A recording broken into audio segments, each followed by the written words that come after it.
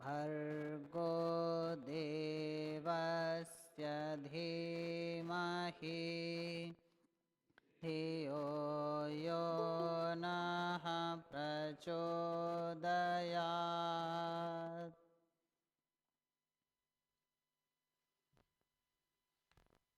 वैदिक आध्यात्मिक न्यास का 13वां सम्मेलन, इसमें 5वां सत्र चल रहा है और हमारी चर्चा दूसरे विषय पर चल रही है। विषय है ईश्वर के प्रति किए अपराधों को वह क्षमा करता है या नहीं। इसका पहला पक्ष प्रस्तुत हो चुका है, मुनि जी ने पहला पक्ष प्रस्तुत किया। दूसरा पक्ष प्रस्तुत करने के लिए ईश्वर प्रति किए अपराध ईश्वर क्षमा नहीं करता है, इस पक्ष को प्रस्तुत करने के लिए मैं ब्रह्मचारी सेमिनार जी को आमंत्रित करता हूँ, वो आएँ और अपना पक्ष प्रस्तुत करें।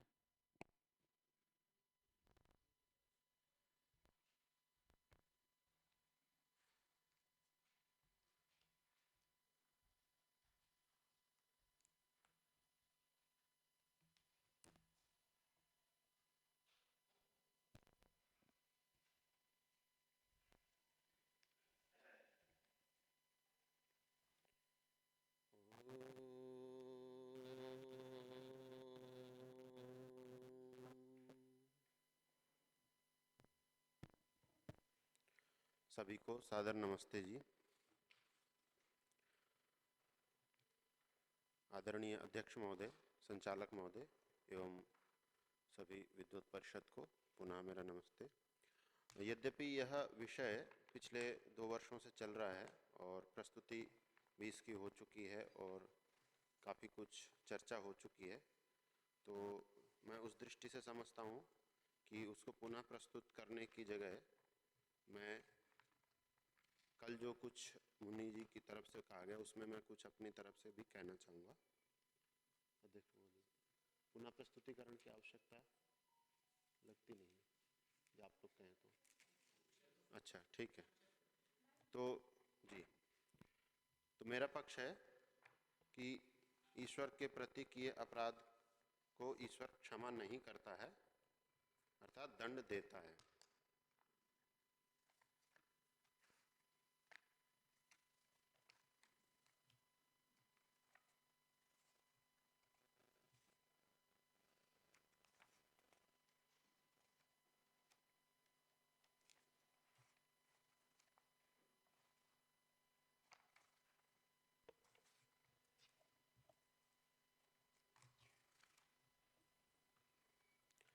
कल पूज्य मुनि जी ने कुछ बातें कही थी, तो उस पर मैं कुछ कहना चाहूँगा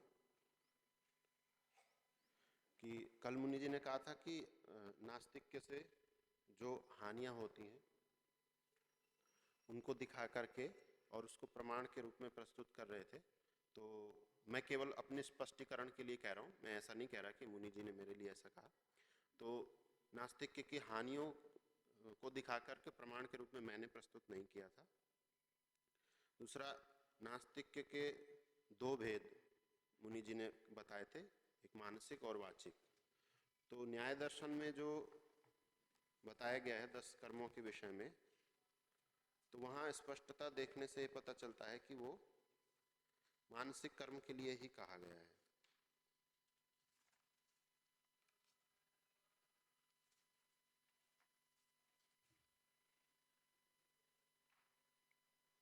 जी,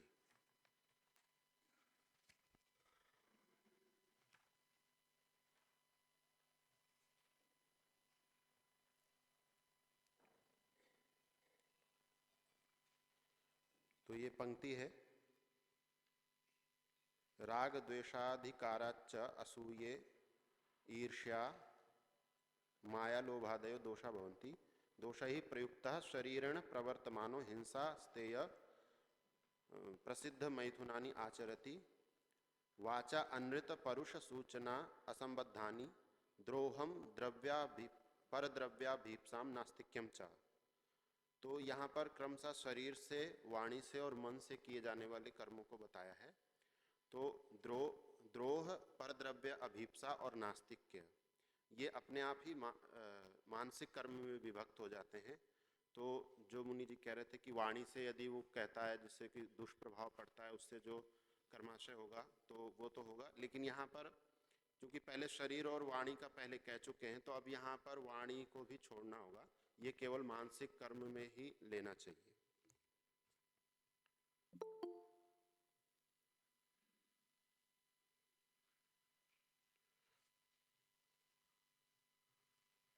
और एक बात मुनि जी ने कही थी, ये जो प्रमाण प्रस्तुत किया है मुनि जी ने,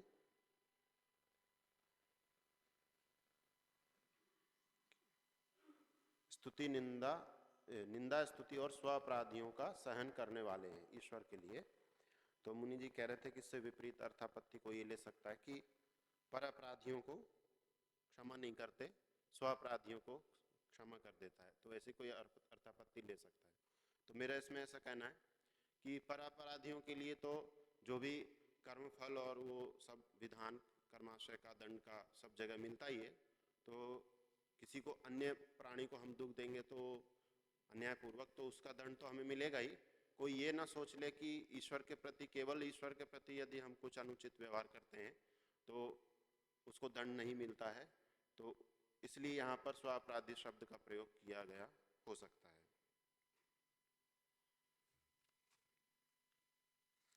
और महर्षि दयानंद सरस्वती जी के जीवन की घटना को पूज्य मुनि जी ने प्रस्तुत किया था कि उनके व्यवहार से भी हमें ये पता चलता है कि वो ईश्वर के जिस गुण को देखते थे वैसे ही अपने जीवन में उतारने का प्रयत्न किया और ऐसा देखा जाता है। तो इसमें यह है कि महर्षि दयानंद जी एक योगी और उच्च योग की समाधि की स्थिति को प्राप्त थे। तो कई बार हम किसी कर्म में सीधा हस्तक्षेप नहीं करते हैं व्यवस्था के लिए, दंड व्यवस्था के लिए, क्योंकि हमसे ऊपर कोई व्यक्ति होता है या कोई बड़ी सत्ता होती है। तो महर्षि जैसे गुरुकुलों में भी है, कहीं पर भी व्यवस्था में कई बार हम स्वयं नहीं करते, हम अपने से बड़े को कहते हैं या उसके ऊपर छोड़ देते हैं।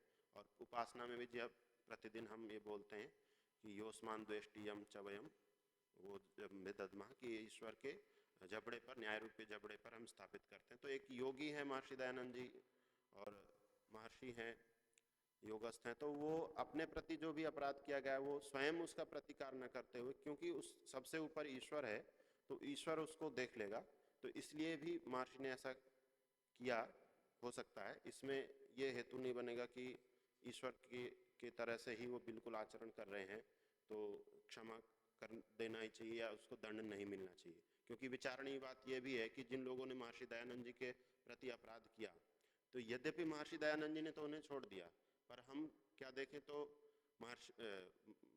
ईश्वर की न्याय व्यवस्था में क्या उनको दंड नहीं मिलेगा? तो हम सभी ये स्वीकार करेंगे कि उनको तो दंड दिया ही जाएगा।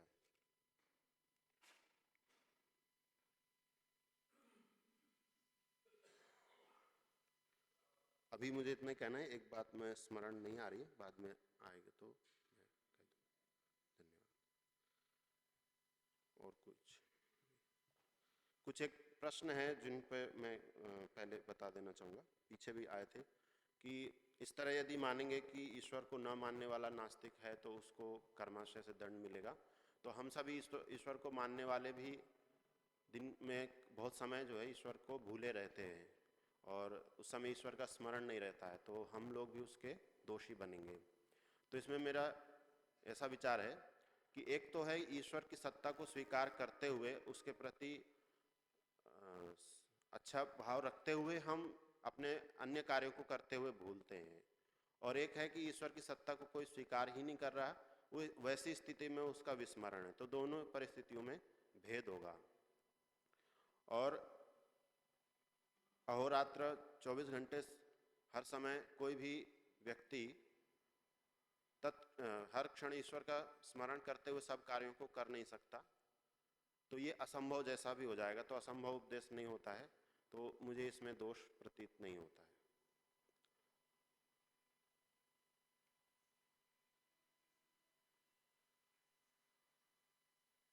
ठीक है।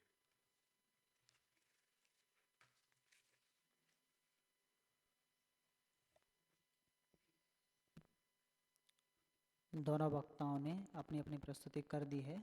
अब दूसरा क्रम आरंभ होगा। वक्ता परस्पर प्रश्नोत्तर करेंगे एक दूसरे के विषयों पर। तो मुनि जी अगर कोई प्रश्न करना चाहें तो आ सकते हैं।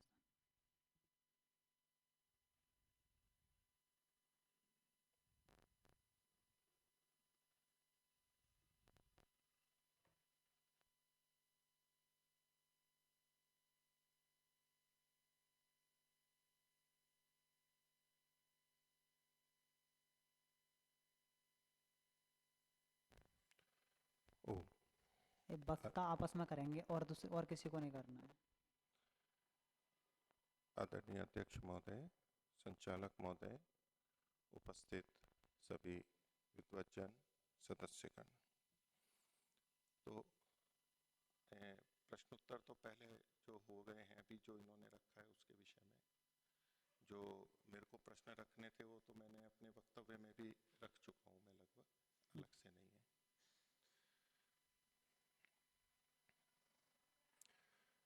तो शिवनाथ जी ने न्याय दर्शन की जो बात कही थी, तो वहाँ नास्तिक्य को मानसिक कर्म कहा गया है, वो ठीक है, वो तो स्वीकार्य है ही।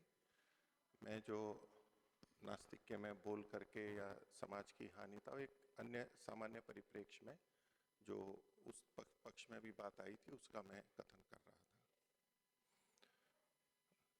न्याय दर्शन में जो है वो नास्तिक्य इसको अधर्म के रूप में स्वीकार किया गया और उससे अच्छा जन्म या बुरा जन्म उसका कथन वहाँ है वात्स्यायन भाष्य के अंदर, उसमें कोई संदेह वाली बात नहीं है। वो अपनी जगह वहां पर बिल्कुल ठीक लिखा है, यानी जो लिखा है वो आपने जो कहा वो ठीक है, वहां पर लिखा हुआ है। उसमें थोड़ा सा ये विचार का बात थी, इसके कारण से जन्म पर प्रभाव पड़ता है, उसको मैं कल ही स्वीकार कर ही चुका हूं कि नास्तिक्य से हानि तो होती है, इस जन्म में भी हो सकती है, और यदि उससे हमारा जो ज्ञान बना उस दोनों के कारण से, यथा कर्म यथा श्रुतम, अलग अलग योनियों में जाते हैं जो उपनिषद में, यथा कर्म यथा श्रुतम, तो कर्म के साथ साथ जो श्रुत है यानी ज्ञान है वो भी उसमें कारण बनता है, उस रूप में वो कारण बन रहा है। तो वो तो मैं कल स्वीकार कर ही चुका था प्रारंभ में कि उसमें मेरा जो कथन है उसमें अनावश्यक भ्रांति ना हो, उस तरफ ना जाए, वो तो मैं स्वीकार कर ही चुका हूँ। हमारा प्रसंग ये है कि ईश्वर के प्रति जो चीज की गई है उसमें महर्षि का वचन जो सहोसी सहो मयि देहि, इसके संदर्भ में है। तो किसी भी बुरे कर्म को करेंगे हम, वो भले ही हम किसी मनुष्य के प्रति कर रहे हैं, किसी अन्य प्राणी के प्रति कर रहे हैं, उनमें सब जगह में ही ईश्वर के लिए अपमान तो छुपा हुआ है ही। ईश्वर की आज्ञा का पालन न करना, ईश्वर के अन्य जो पुत्र समान अन्य जीव हैं उनके प्रति हानि करना, उन सभी जगह में, सभी अपराधों में ईश्वर के प्रति अपराध तो छुपा हुआ ही है। इस संदर्भ में उसको भी मैं स्पष्ट कर रहा हूं कि वहां भी जो ईश्वर के प्रति अपराध हुआ, ईश्वर की अवज्ञा हुई, दंड तो है वहां पर वो, लेकिन वो उस अंश का नहीं मानना चाहिए। हमने जो अन्यों के प्रति किया है, दुख दिया, उसके कारण से या व्यवस्था की दृष्टि से कि दंड नहीं होगा तो समाज में और ये चीज बढ़ेगी, उसकी दृष्टि से ही है, ईश्वर के लिए उसमें नहीं समझना चाहिए। तो महर्षि दयानंद जी का जो विशेष कथन है स्व अपराधियों को सहन करने वाला, तो उस दृष्टि से ही मेरे कथन को लेना चाहिए। दूसरा आपने कहा परापराधियों को तो दंड का विधान है ही, अर्थात जो मैं अर्थापत्ति निकाल रहा था कि यदि स्व अपराधियों को भी दंड, स्व अपराधियों को दंड मिलता है, यहाँ जो सहन करने का अर्थ लें तो जो अर्थापत्ति थी, फिर क्या परापराधियों को दंड नहीं मिलता? तो आपने बताया कि वो तो अन्य जगह विधान है ही कि जो अपराध करते हैं उनको दंड मिलता है, वो बात ठीक है। मन्यु रसी मन्युमयी देहि में भी वहां पर अपराध करने वालों का जो है उनको, दुष्टों को दंड देने का लिखा ही, वो बात तो वहां आ ही चुकी है। अब उससे अतिरिक्त कुछ यहाँ पर बात कही जा रही है, उसके लिए इस वचन को लिया गया था कि स्व अपराधियों को वो सहन करता है, तो उसमें ये अर्थ ले रहे थे कि उनको दंड नहीं देता, पर अपराधियों को तो देता ही है, वो सब जगह विहित भी है और मन्यु ऋषि में भी है। तो यहाँ तो ये विशिष्ट विधान किया गया, क्योंकि दो तरह की व्यवस्था है, एक दंड की व्यवस्था है और दूसरी क्षमा या सहन की व्यवस्था है। दो अलग अलग व्यवस्थाएं हैं। इसको हम मन्यु और सहन इन दो अर्थों में भी कह सकते हैं। एक जगह मन्यु वाली व्यवस्था है, यानी क्रोध वाली व्यवस्था है, और दूसरी जगह सहन या तो क्षमा करने वाली व्यवस्था। ये दो अलग अलग व्यवस्थाएं हैं। तो यदि हम सहन करने में भी कि परमात्मा दंड फिर भी देगा उनको, उनके परमात्मा के प्रति जो किया गया, तो वो तो सारा का सारा दंड का विधान मन्यु वाली व्यवस्था में, क्रोध वाली व्यवस्था में आ ही चुका है। तो ये जो विधान है ये उससे अलग, उसके साथ साथ जुड़ा हुआ, इसको भी स्वीकार्यता होनी चाहिए, इस दृष्टि से यह कथन है। बाकी जो आप दंड की व्यवस्था कहते हैं वो तो दंड सबको स्वीकारी है। महर्षि के उदाहरणों में भी आपने जिस तरह से व्याख्या की, मेरा ये कथन था कि महर्षि ने अपने जीवन में बहुत क्षमा किया है, यानी दंड नहीं दिया इस अर्थ में सहन करना। तो आपका था कि वो तो बहुत उच्च योगी थे और वो स्वयं नहीं देना चाहते थे, तो उच्च सत्ता ईश्वर पर उन्होंने छोड़ दिया।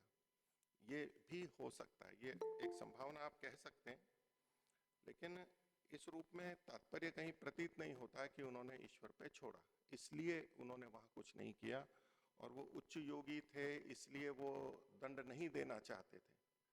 बल्कि जो उच्च योगी है, जो मान अपमान से ऊपर उठा हुआ है, अथवा दंड देते समय भी जो तटस्थ रह सकता है, तो उनको तो दंड देने में वैसे भी बाधा नहीं थी।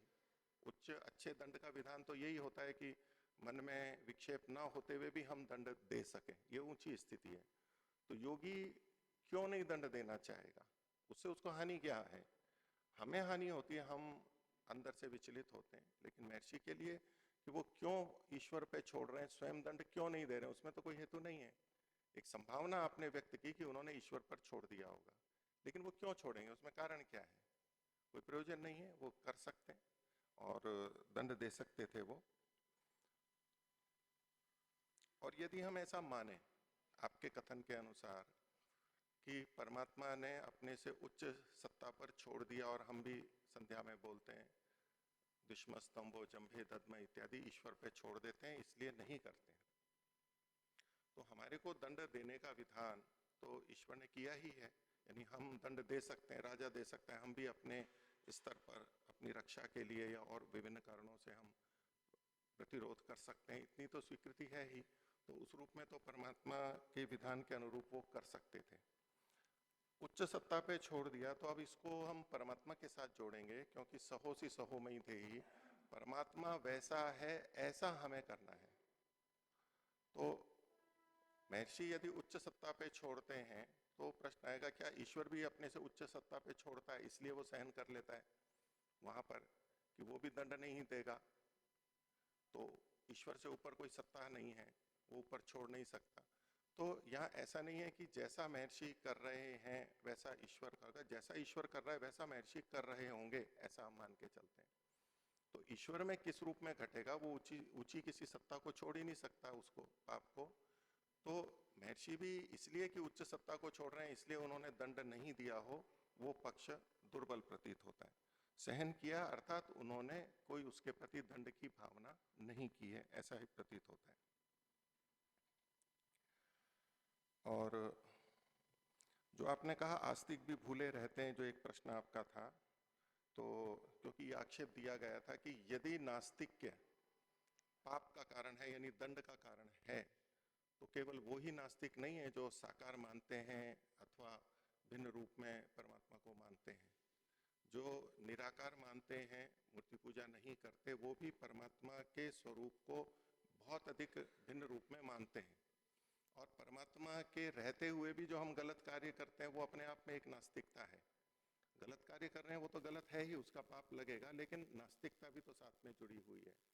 और हम जो विस्मृत कर देते हैं, जिसके लिए आपने कहा कि ये तो कोई दोष नहीं होना चाहिए, लेकिन उच्च स्तर पे जब देखते हैं, और स्वामी सत्यपति जी और ये सब बोलते ही थे कि ये नास्तिकता है, और महर्षि ने लिखा है कि हम परमात्मा को कभी ना भूलें, एक क्षण भी ना भूलें, सदा स्मरण रखें। तो हम अगर स्मरण नहीं रख रहे हैं, हम कितने भी अच्छे आस्तिक हैं, लेकिन दिन में जितना भी हम भूलते हैं तो वो भी हमारा नास्तिकपना होगा और उसका भी पाप फिर मानना ही होगा। और उसका दूसरा पक्ष भी ये आएगा कि जितना जितना हम परमात्मा का स्मरण करते हैं उसका पुण्य भी मानना होगा। विपरीत बातें दोनों हैं। तो जब जब स्मरण करते हैं उतने मात्र से भी पुण्य मानना होगा। उस स्थिति में मैं जैसा समझ पा रहा था कि हम ईश्वर की स्तुति करते हैं तो वहां कोई पुण्य अलग से नहीं होता है हमारा। हमने स्तुति की, हमारे पे अच्छा संस्कार हुआ, उससे हम अच्छे कर्म करेंगे, जीवन अच्छा बनेगा, ईश्वर की तरफ बढ़ेंगे, मुक्ति होगी, वो सब तो उसके परिणाम प्रभाव हैं। लेकिन परमात्मा स्तुति करने वाले केवल स्तुति मात्र से वो हमारे को कुछ फल देता हो, ऐसा नहीं समझ में आता। तो जब वहां नहीं है तो यही बात निंदा के संदर्भ में भी होगी कि निंदा के लिए वो कोई हमारे को अलग से दंड नहीं देगा। अपने इसी संदर्भ में कहा कि सदा स्मरण रखना तो वो तो असंभव है, कि यदि हम कहें सदा स्मरण रखें तो वो तो संभव ही नहीं है, इसलिए विस्मरण तो होगा ही, इसलिए उसका दंड नहीं होना चाहिए। तो सदा स्मरण रखना तो संभव है। जागृत अवस्था में जो उच्च स्तर के योगी हैं वो तो सदा स्मरण रखते ही हैं, इसलिए इसको असंभव कोटि में ला करके इसका खंडन उचित प्रतीत नहीं होता है।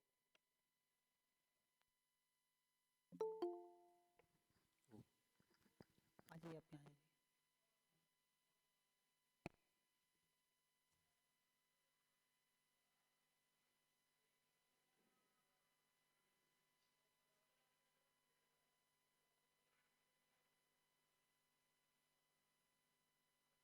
ओ, तो जो पहले मैं विस्मृत हो गया था उसको भी रखता हूँ और अभी मुनि जी ने जो बातें कही उस पर भी।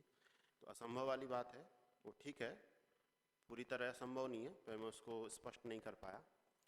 असंभव इस रूप में कि उच्च स्तर का योगी जब समाधि को प्राप्त करेगा, ऊंचे ध्यान की योग की अवस्था को प्राप्त करेगा, वो तो ईश्वर पर निधान अहर्निश बनाए रख सकता है। परंतु उस स्थिति में पहुंचने से पहले तक के जितने भी हम लोग हैं उनके लिए एक प्रकार से असंभव है। और योगी भी जब निद्रा में होगा, गाढ़ निद्रा में, सुसुप्ति में, तब उनके लिए भी संभव नहीं लगता है। दूसरा, महर्षि दयानंद जी के जीवन के विषय में मैंने जो बात रखी थी, हो सकता है मैं उतने अच्छे से स्पष्ट नहीं कर पाया।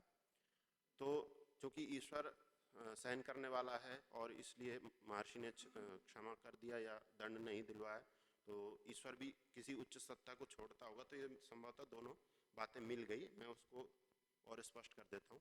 क्योंकि महर्षि के ऊपर तो एक उच्च सत्ता ईश्वर है, इसलिए उन्होंने ईश्वर के लिए छोड़ दिया। परंतु ये बात जो मनुष्य पर घटती है ये ईश्वर पर नहीं घटेगी, क्योंकि ईश्वर से ऊपर कोई नहीं है। तो वो जो भी न्याय करना है, निर्णय करना है, वो ईश्वर स्वयं ही करेगा। तो ईश्वर के सभी गुणों को तो हम पूरी तरह नहीं घटा सकते।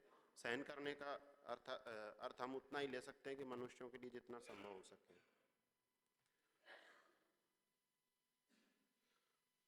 और न्याय दर्शन के विषय में पूज्य मुनि जी ने जो बताया कि जो नास्तिक के लिखा है वो मानसिक है, पर उसमें कल आपने कहा था कि प्रभाव पड़ेगा, जन्म में जाति में प्रभाव पड़ेगा, उसको आपने थोड़ा अलग दृष्टि से लिया था। और उस स्वीकार करने में मुझे भी कोई आपत्ति नहीं है कि हमारे संस्कारों का भी प्रभाव हमारी अगली जाति में या जन्म में पड़ता है। परंतु इसमें मैं ये कहना चाह रहा था कि जहाँ ये न्याय दर्शन में जो वर्णन है इन सभी कर्मों का, तो वहाँ पर जो अन्य सभी कर्म बताए गए हैं तो उनको हम सीधे सीधे कर्माशय से जुड़े हुए मानते हैं या वैसे ही हैं। तो साहचर्य से वहाँ संस्कार के कारण प्रभाव होकर के फिर उसका जाति में प्रभाव पड़ेगा, अगले शरीर में प्रभाव पड़ेगा या दंड मिलेगा, वैसा ना होकर के साहचर्य से जैसे दूसरे हैं उनसे सीधा कर्माशय बन रहा है, तो उस तरह से सीधा कर्माशय बनना चाहिए, ऐसा मुझे उचित लगता है। जी, धन्यवाद।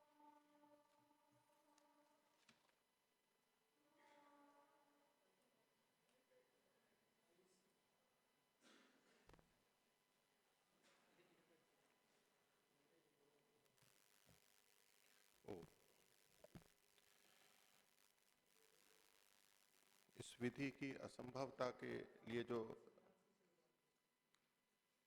इसके लिए जो शिवनाथ जी ने कहा है तो वो तो उन्होंने स्वीकार कर ही लिया है कि ये विधि तो हो सकती है कि सभी सदा स्मरण रख सकें। हम नहीं रख सकते कोई बात नहीं है। और रात्रि की बात तो बिल्कुल अलग है, मैंने जागृत अवस्था का ही कहा।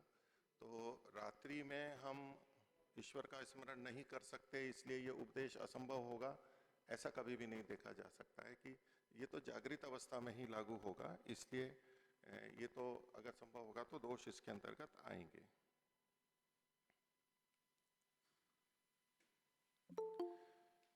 मेरे को मैं एक प्रश्न रखता हूं जो मन्यु और हाँ, पहले ये मनुस्मृति, ये न्याय दर्शन वाला जो था कि जैसे मानसिक 3 कर्म कहे गए हैं, उसी तरह से 3 मानसिक पुण्य कर्म भी कहे गए हैं, दया, अस्पृहा और श्रद्धा। तो यदि हम ये मानते हैं कि मानसिक कर्म जो कि 3 है, परद्रोह, परद्रव्य, अभीप्सा, इच्छा और नास्तिक्य, ये जो 3 मानसिक कर्म कहें, इसमें नास्तिक्य से यदि हमारा पाप कर्माशय बनता है तो परद्रोह और परद्रव्य की इच्छा, इस इच्छा मात्र से भी पाप कर्माशय हम फिर स्वीकार करेंगे, एक सिद्धांत ये बनेगा। इसी तरह से मन से जो दया, अस्पृहा और श्रद्धा रखते हैं, इसका भी पुण्य कर्माशय बनना चाहिए, आपके पक्ष में ये आएगा। ये विचार की बात है कि यदि ऐसा है तो अपने आप में एक बिंदु है कि मैंने या किसी ने भी मन में दया की भाव रखी या अस्पृहा रखी, लालच का भाव मन में नहीं है, इतने मात्र से भी हमारा पुण्य कर्माशय बनना चाहिए, जिससे कि शरीर मिलता है। जो धर्माधर्म की बात है, तो इन्हीं समस्त 10 से उस पक्ष में ये बनेगा कि सभी 6 जो मानसिक पुण्य और पाप हैं, उन सबसे कर्माशय बनेगा।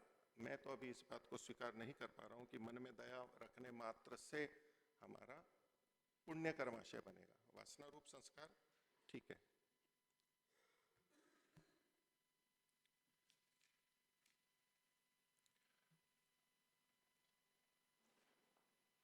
सहोसी सहोमयी धेहि और उससे ऊपर मन्यु रसी मन्युमयी धेहि, इसको, इन 2 को जब हम देखते हैं तो दोनों में जो भिन्नता है, तो नीचे वाले भाग में सहोसी में यदि स्व अपराधियों को भी, स्व अपराधी को, मैं कल वैसे स्पष्ट कर चुका हूं कि स्तुति निंदा और स्व अपराधी, स्तुति निंदा अलग है और स्व अपराधी अलग है। तो यदि स्व अपराधी को भी वो दंड देता है तो वो दंड का कथन तो मन्युरसी मन्युमयी धेहि में ही आ चुका है कि परमात्मा मन्यु रखता है यानी क्रोध करता है, और क्रोध का क्या स्वरूप होगा परमात्मा का, ये दंड के रूप में ही आएगा कि वो दुष्ट कर्मों और दुष्टों पर क्रोध करने वाला है। तो क्रोध का अभिप्राय वहां हम क्या लेंगे कि परमात्मा क्या क्रोध करता है, तो और जो दंड के रूप में आएगा कि हम क्रोध कहें, मन्यु कहें, जिघांसा कहें, प्रतिघा कहें, ये शब्द योग दर्शन व्यास भाष्य में द्वेष वृत्ति जो है, द्वेष नाम का जो क्लेश है, उसके संदर्भ में आया है कि द्वेष यानी अप्रीति, यद्यपि वो अविद्या के संदर्भ में है, लेकिन परमात्मा में जब क्रोध या मन्यु शब्द का प्रयोग होगा वो विद्या युक्त होगा। इसलिए जब मैं द्वेष क्लेश वाले संदर्भ को ले रहा हूं तो उसका ये अर्थ नहीं है कि परमात्मा में भी क्लेश यानी अविद्या है अथवा उसके आधार पर इसको वहां लागू नहीं कर सकते, क्योंकि द्वेष या अप्रीति विद्यायुक्त अविद्यायुक्त तो दोनों प्रकार की हो सकती है। मैं इस उदाहरण को केवल शब्द साम्य से तुलना के लिए ले रहा हूं, क्योंकि वहां भी द्वेष में व्यास भाष्य में मन्यु और क्रोध ये दोनों शब्द हैं, और यहाँ पर भी मन्यु रसी मन्युमयी धेहि में मन्यु का अर्थ महर्षि ने क्रोध किया है, दोनों शब्द वहां हैं। इसके साथ साथ प्रतिघा, प्रति और दूसरा जिघांसा, ये शब्द भी वहां पर जोड़े गए, जो मैं कल बोल रहा था कि क्रोध करना या मन्यु करना, तो उसको इसमें जिघांसा है स्पष्टता के लिए कि कुछ न कुछ उसको बाधित करना है, जिसको कि पुनः प्रवचन के संदर्भ में मैंने बात रखी थी महर्षि का वचन की क्षमा मतलब सहन करना, मतलब प्रतिकार ना करना। तो जब हम प्रतिकार करते हैं तो वो सहन करना नहीं है, कुछ भी प्रतिकार करते हैं। तो मन्यु रसी मन्युमयी धेहि में तो परमात्मा प्रतिकार कर रहे हैं, वहां पर दंड दे रहे हैं और सहोसी सहोमयी देही में वो कोई प्रतिकार नहीं कर रहे हैं, तो वो मन्युरसी मन्युमयी देही में वो प्रतिकार क्या कर रहे हैं? अतिरिक्त जो सहन करना आप अर्थ लेते हैं कि वो विचलित नहीं होता है, जो सहन करने का विचलित अर्थ ना होना सहोसी सहोमयी देही में है, वो अर्थ तो हमें मन्युरसी मन्यु में भी लेना ही होगा परमात्मा के संदर्भ में। वो क्रोध करता हुआ, मन्यु करता हुआ, दंड देता हुआ भी विचलित नहीं होता है। तो जो विचलित न करना अर्थ सहोसी सहोमयी में ले रहे हैं वो तो दोनों ही जगह लागू है। यदि आप सहोसी सहोमयी देही में ही ये लगाएंगे तो मन्युरसी में तो वहां पर दोष आने लगेगा, यानी स्व अपराधियों के प्रति तो सहन करेगा, और जो पर अपराधी हैं उनके लिए वो क्रोध करेगा, यानी सम स्थिति में नहीं रहेगा, विचलित होगा, ये तात्पर्य वहां पर आएगा।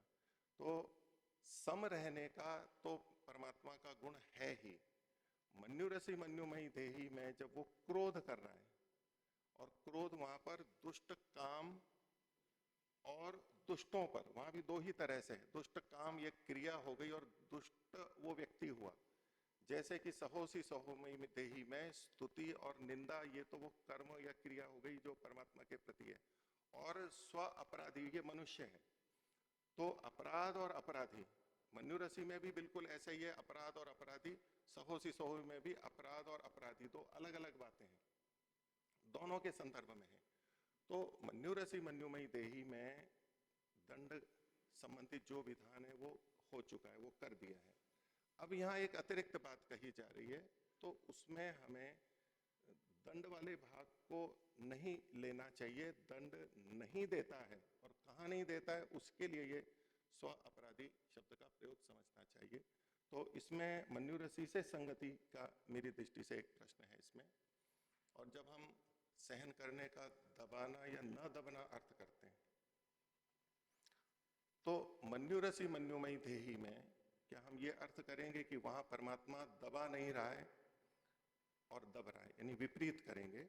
मन्यु और सहन ये परस्पर भिन्न होने से मैं अर्थ कर रहा हूं कि सहन करने में तो हमने कहा कि परमात्मा दबाता है, सहन करना मतलब दबाता है, दबता नहीं है, ये अर्थ हम यहां पर ले रहे हैं। तो मन्यु में इसके विपरीत अर्थ जाएगा। तो सहन करने में दबाना है तो वहां पर दबना आएगा कि वहां दबेगा, वो दब रहा है वो।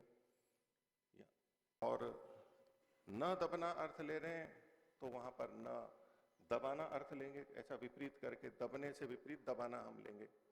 तो मन्युरसी मन्युमयी देही में परमात्मा क्या दब रहा है? तो परमात्मा तो दबता वहां पर भी नहीं है, न दबता है और दबाता तो है ही वो तो वो ये बात भी दबाना और न दबना भी मन्युरसी में भी छुपी हुई है, वो परमात्मा का वही स्वभाव है, यहां पर भी छुपा हुआ है। तो ये जो अतिरिक्त कथन है सहोसी सहोमयी, इसका कुछ अतिरिक्त अर्थ होना चाहिए, और उसी अतिरिक्तता को खोलने के लिए यहाँ पर महर्षि का स्व शब्द प्रतीत होता है, जो कि पर से भिन्न करने के लिए है। सामान्य कथन में स्व पर दोनों आते हैं, तो यहाँ पर स्व शब्द विशिष्ट कथन के लिए। तो जैसे आप अर्थ ले रहे हैं उसमें तो फिर कोई भेद नहीं रहेगा, विशिष्ट कथन का प्रयोजन नहीं रहेगा, ऐसा मेरा प्रश्न है। इसमें जो भी आप समाधान देना चाहें।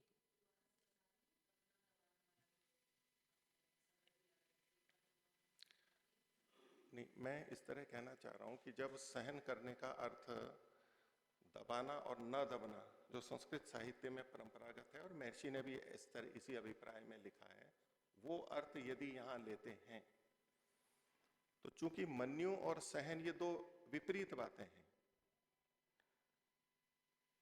तो यदि इसमें सहन करने में कि परमात्मा का एक गुण हमें पता लगा कि वो दबाता है या नहीं दबता है, ये दो हमारे को गुण पता लगे, तो सहन के विपरीत जो मन्यु है यानी जो क्रोध है, वहां इनसे विपरीत चीज जानी चाहिए। मेरा यह कहना है कि जब परमात्मा मन्यु या क्रोध करता है तब भी वो दबाता है, जो दंड देता है क्रोध करता है, दबाना अर्थ तो वहां पर है ही, क्योंकि अपराधी को दंड दे रहा है तो परमात्मा नियंत्रित करके दंड दे रहा है, वो दबा ही रहा है उसको। और मन्यु करते हुए भी परमात्मा दब नहीं रहा है, चाहे कोई भी दोष करे उससे परमात्मा कभी भी नहीं दबेगा, ना अपराध से ना अपराधी से, ना दुष्ट से ना दुष्ट कर्ता से। तो दबाना और न दबना ये जो गुण है ये तो मन्यु में भी घट रहा है। जैसा कि मैंने पहले कहा था कि जो सहने का अर्थ तटस्थ रहना या विचलित न होना किया जाता है, तो ये स्वभाव तो जब परमात्मा दंड देता है मन्यु रसी, वहां पर भी वो सम ही रहता है। तो जो बात दोनों जगह घट रही है, दबाना न दबना भी और संतुलित रहना, ये बात दोनों में ही घट रही है, तो इसलिए उसको कहने के लिए ये अलग अलग नहीं होना चाहिए, क्योंकि नहीं तो उल्टा अर्थ जाएगा कि मन्यु में फिर ऐसा नहीं होना चाहिए। जैसे स्व अपराधी में क्षमा करता है तो पर अपराधी में क्षमा नहीं करता है, अर्थापत्ति से जो अर्थ आता है। तो उस दृष्टि से मेरा ये इसमें प्रश्न है, अर्थ की विसंगति लगेगी, ये मैं कहना चाह रहा था।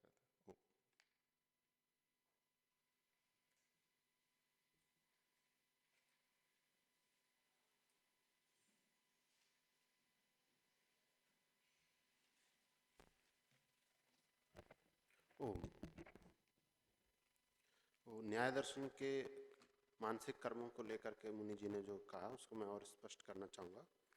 तो शरीर वाणी और मन से जो 10 अच्छे और 10 खराब कर्म लिखे हैं, तो मैं साहचर्य नियम वो केवल मानसिक कर्मों के लिए नहीं लगा रहा था। जो शरीर से वाणी से जो कर्म किए जा रहे हैं उनका भी हम सीधा कर्माशय ले रहे हैं। तो क्योंकि द्रोह, पर द्रव्य, अभिप्सा और नास्तिक एक साथ ही है, तो एक साथ ही इनके विषय में बताया कि पापात्मक प्रवृत्ति अधर्म के लिए, वो मैं स्वीकार करता हूँ कि उसके लिए साधन बनता है, जो अब कल आपने बात कही थी। परंतु साचार्य नियम में इस रूप में लगाना चाह रहा था कि पहले जो शरीर से कुछ कर्म बताए और वाणी से जो कर्म बताए, तो जब हम उनका सीधा कर्माशय के रूप में दंड ले रहे हैं, तो ये मानसिक जो कर्म है, नास्तिक के परद्रव्य, अभीप्सा, इन तीनों का ही अन्यों के साथ में साचार्य होने से संस्कार बन करके फिर जन्म को या दंड को प्रभावित करने की बजाय कर्माशय के साथ सीधा करेंगे। मेरा ये अभी स्पष्ट मत है।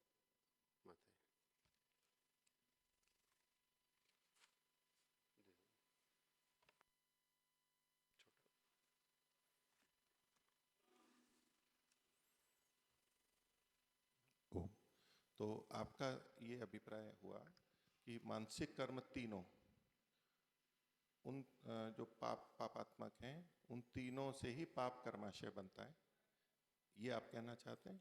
अलग अलग भी ऐसा अलग अलग है ना। तो आपने जो कहा था वो तो स्पष्ट था ही कि शारीरिक और वाचनिक कर्मों का कर्माशय बनता है, इस तरह नास्तिक का भी बनना चाहिए।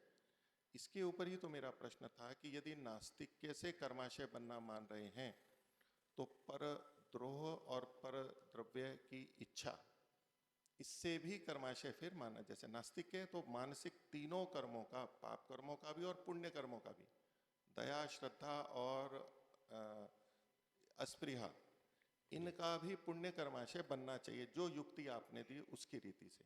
तो मेरा ये कहना था कि ये विचारणीय बिंदु है कि इनसे कर्माशय बनता है नहीं बनता है।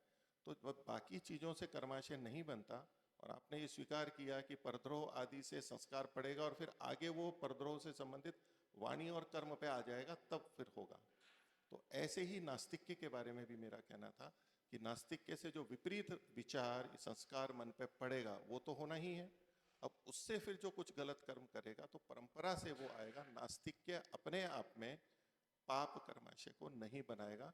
तो जो शारीरिक और वाचनिक कर्मों से सीधा कर्माशय बनना हम यहाँ स्वीकार कर सकते हैं, ऐसा मानसिक के साथ में नहीं करना चाहिए, ये अभिप्राय था।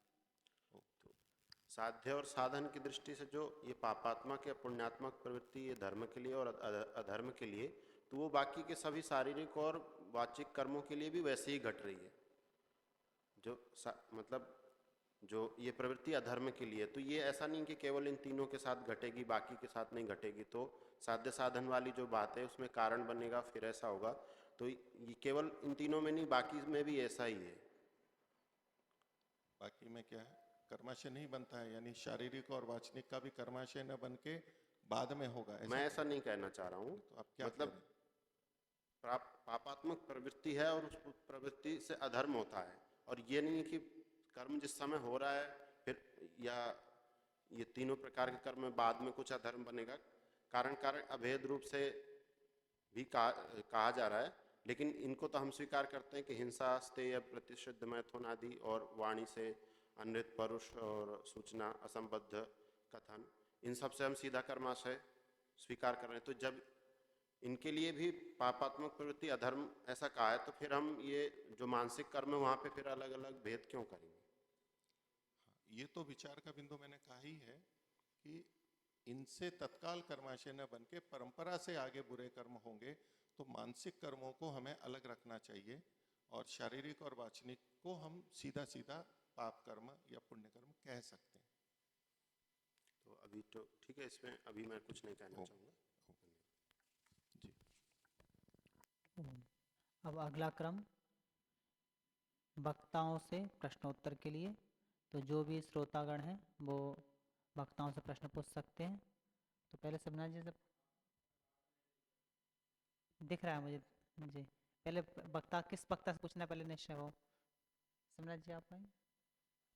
किनसे पूछना है आचार्य रविंद्र, किनसे पूछना है? आचार्य रविंद्र जी को किससे पूछना है? आप किससे पूछना चाहते हैं? मुनि जी से। मुनि जी आप कहना चाहता हूँ, जी बोलिए। पूछना भी कह सकते हो उसको। जो अभी तक चर्चा चली है विशेषकर मुनि जी की तरफ से, ये अभ्युपगम से चल रही है, पर मेरे लिए वो अधिकरण सिद्धांत है। मुनि जी व अन्य यानी दोनों ही शायद वक्ता ये मानते हैं कि जो भी सुख दुख आत्मा को मिलता है वो सारा कर्मफल नहीं है, उसमें कुछ कर्मफल है, कुछ और प्रकार से है, पर मेरी वो मान्यता नहीं है। तो वो जितना भी सुख दुख आत्मा को मिलता है वो सब कर्मफल है। तो क्योंकि चर्चा इसी पर आश्रित होकर आगे बढ़ाया जा रहा है, तो इसमें निर्णय आए बिना वर्तमान जो विषय है क्षमा करने वाला, उस पर निर्णय नहीं हो सकता। इससे इस चर्चा को आगे बढ़ाने से पहले आधारभूत जो सिद्धांत है उस पर चर्चा होना आवश्यक है। तो मेरी निवेदन है इस चर्चा को या स्थगित करें, पहले वो चर्चा होवे कि सभी जो सुख दुख है वो कर्मफल है अथवा नहीं है। वो निर्णय होने के बाद ये चर्चा चले तो इसका सही निर्णय आ सकता है।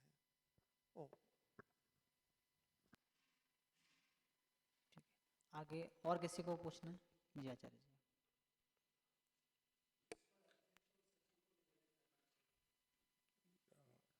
अच्छा, रविंद्र जी ने जो कहा उस पर उत्तर देना है जी। नहीं, उत्तर तो उन्होंने बस सीधा प्रश्न भी नहीं। अच्छा जी, एक मिनट में। अच्छा, रविंद्र जी वाला जो विषय है उसमें तो इन्होंने एक विचार रखा है उस दृष्टि से। तो मेरा ये निवेदन है कि अभी इस प्रसंग में यद्यपि वो जो बात कह रहे हैं वो मैं स्वीकार करता हूँ कि प्रत्येक सुख दुख हमारे ही कर्मों का फल नहीं होता, अर्थात दूसरे अन्याय करके भी हमें सुख दुख दे सकते हैं, ये मेरा मानना है। लेकिन इस प्रसंग में मैंने इससे संबंधित कोई बात रखी नहीं है। जो इसमें कुछ समस्या हो सकती है वो ये जो कर्माशय को लेकर के है, उसको थोड़ा भिन्न रूप में देखेंगे कि हमें जो परमात्मा की ओर से मिलता है, एक तो कर्माशय से होकर के और फिर वो हमें फल देता है, एक बिंदु। दूसरा है कि उसकी कुछ व्यवस्था बनी हुई है जिसके कारण से हमारे को कुछ भी हानि लाभ हो जाता है। वो कि हम जैसे मैंने कल कई उदाहरण दिए थे, वैसे तो वो जो हमारे पे जो वो सारा का सारा फल माना जाए अथवा परिणाम प्रभाव माना जाए, उस संदर्भ में तो ये बात मेरे को ज्यादा लगती है कि एक तो फल है कि कर्माशय में जाकर के फल हमारे को मिले, और दूसरा है कि बस ईश्वर की व्यवस्था, हमने आग में हाथ डाला और यदि वो जल गया अभी हाथ, तो उसको हम ये कहेंगे कि परमात्मा ने दंड दिया है हमारे को। एक तो ये कथन है कि ये परमात्मा ने हमारे को दंड दिया और ये परमात्मा की न्याय व्यवस्था से हुआ है। एक यह है कि इससे कोई अलग से कर्माशय नहीं, ये जो जला है ये तो जड़ वस्तु के का जैसा व्यवहार था, हमने उसको वहां पर हाथ को डाल दिया तो जल गया है। ये एक प्रसंग था। और ये हमारे यहाँ पीछे एक गोष्ठी हुई थी जिसमें था कि प्रत्येक कार्य को परमात्मा स्वयं कर रहा है अथवा तो परंपरा से कर रहा है, उससे थोड़ा जुड़ा हुआ ये विषय है, सीधा उससे भी नहीं है। लेकिन जो हमारे पे परिणाम प्रभाव आ रहा है वो सब कर्माशय से आ रहा है कि अग्नि में हाथ डालने से जो हमारा जला वो परमात्मा की ओर से न दिया हुआ है। आपकी दृष्टि से अगर ये सुख दुख से जोड़ें कि वो भी परमात्मा ने ही दिया है, इस संदर्भ में आप इस संदर्भ में कहें तो उसको हर सुख दुख हमारे कर्मों का फल है, मतलब वो उस पक्ष में आप परिणाम प्रभाव नहीं मानते ना, वो वाली बात है कि केवल फल ही होता है, परिणाम प्रभाव नहीं होता है। हाँ, उस तरह से इसको तो ये तो एक स्वतंत्र विषय है और स्वतंत्र विचारने की बात है उसमें। और अभी तो अभ्युगम से सत्र सारा निश्चित हो चुका है और अंतरंग में ये चीज़ें सत्र के विषय में निर्धारित हुआ, काफ़ी समय से चली रही चर्चा, इस विषय का प्रस्तुतिकरण भी हुआ है, तो अभी तो उसका स्थगन का कोई प्रश्न नहीं होना चाहिए मेरे ख्याल से। मेरा थोड़ा सा निवेदन है, ये बात कल ही आई थी, इससे पहले उस विषय को अभ्युपगम करके चलने वाली बात नहीं थी। अभी आप चलावे तो मुझे आपत्ति नहीं है, पर मुझे स्वीकार यदि निर्णय मुनि जी के पक्ष में आता है तो उस विषय को यानी उस सिद्धांत को हटाकर आप विषय प्रस्तुत करेंगे तब तो कोई बात नहीं, उसके आधार पर आप इस पक्ष को सिद्ध करते हैं तो मैं उसको सिद्ध नहीं मान सकता, क्योंकि ये स्वयं जिस आधार पे वो कर रहे हैं वो मेरे लिए असिद्ध है। हाँ जी, वो तो वो विषय आगे चल सकते हैं, लेकिन यदि दूसरा पक्ष जिनके बीच में ये बात चल रही है तो वो दोनों ही पक्ष इस बात को मानते हैं, आपका क्या मत है कि समस्त सुख दुख हमारे ही कर्मों के फल हैं अथवा अन्य भी कर सकते हैं, या तो अगर वो भिन्नता है तो ठीक है, तब तो आपकी बात है, लेकिन हम दोनों अगर सहमत हैं और चूंकि वक्ता हम ही हैं तो इसलिए हमारे को चर्चा चलाने दी जा सकती है उसमें। तो इस विषय में तो मेरा भी अभी तक का ज्ञान है कि सब कुछ कर्माशय से नहीं होता है, अन्य कारण भी होते हैं, तो इसलिए इस विषय में तो मैं ज़्यादा नहीं कहना चाहूँगा। बाकी एक बात मैं और भी कहना चाह रहा था, यद्यपि इस वर्ष में इसमें मुख्य वक्ता के रूप में भाग लेना नहीं चाहता था। पहली बार जब ये विषय उठा था तब बात हुई थी कि भाई पहले ये युवा विद्वानों के लिए है, तो फिर मैंने ये विषय रखा था। तो अभी कुछ महीने पहले तक वरिष्ठ विद्वानों ने किसी ने नाम नहीं दिया था, हाँ, तो इसलिए फिर मैंने रखा था। तो अभी फिर मैं तो काफ़ी प्रस्तुति कर चुका हूँ, अब ज़्यादा गंभीर जा रहे तो इसमें वरिष्ठ विद्वानों को भी अब जिसमें सहभागिता करनी चाहिए। मुझे जितना लगभग कहना था मैं कह चुका हूँ और अधिक तो अभी नहीं, वरिष्ठ विद्वानों को करनी चाहिए, ये तो वो स्वयं कर लेंगे, आपको कहने की आवश्यकता नहीं है। सूचना निकल चुकी थी, किसी को देना होता तो नाम दे देते, और अगर नहीं दिया था तो ये भी अपना नाम नहीं दे रहे थे, तो मैंने कहा कि नहीं आप तो दो अपना नाम, आप क्यों हट रहे हो। नहीं तो ये भी नहीं, मैं इनको नहीं कहता कि आप दो, ये कह नहीं जी आप बोल रहे हो इसलिए मैं नहीं करना चाहता हूँ ये। मैंने कहा ऐसा क्यों कर रहे हो, अब आप नहीं बोलते तो मैं ही रहता, फिर अगर पक्ष प्रतिपक्ष आता तो फिर से नया होता, आगे बनता। इस बार नहीं हो सकता था वो, पर मैंने तो इनको विशेष प्रयत्न के कहा, मैंने कहा नहीं आप भाग लीजिए और अब ये संकोच मत कीजिए कि आप मेरे विरुद्ध बोल रहे हैं, आप निसंकोच बोलिए। तो और अभी मान लो हम दोनों जिस भी पक्ष वाले हैं तो चल रहे हैं, ठीक है।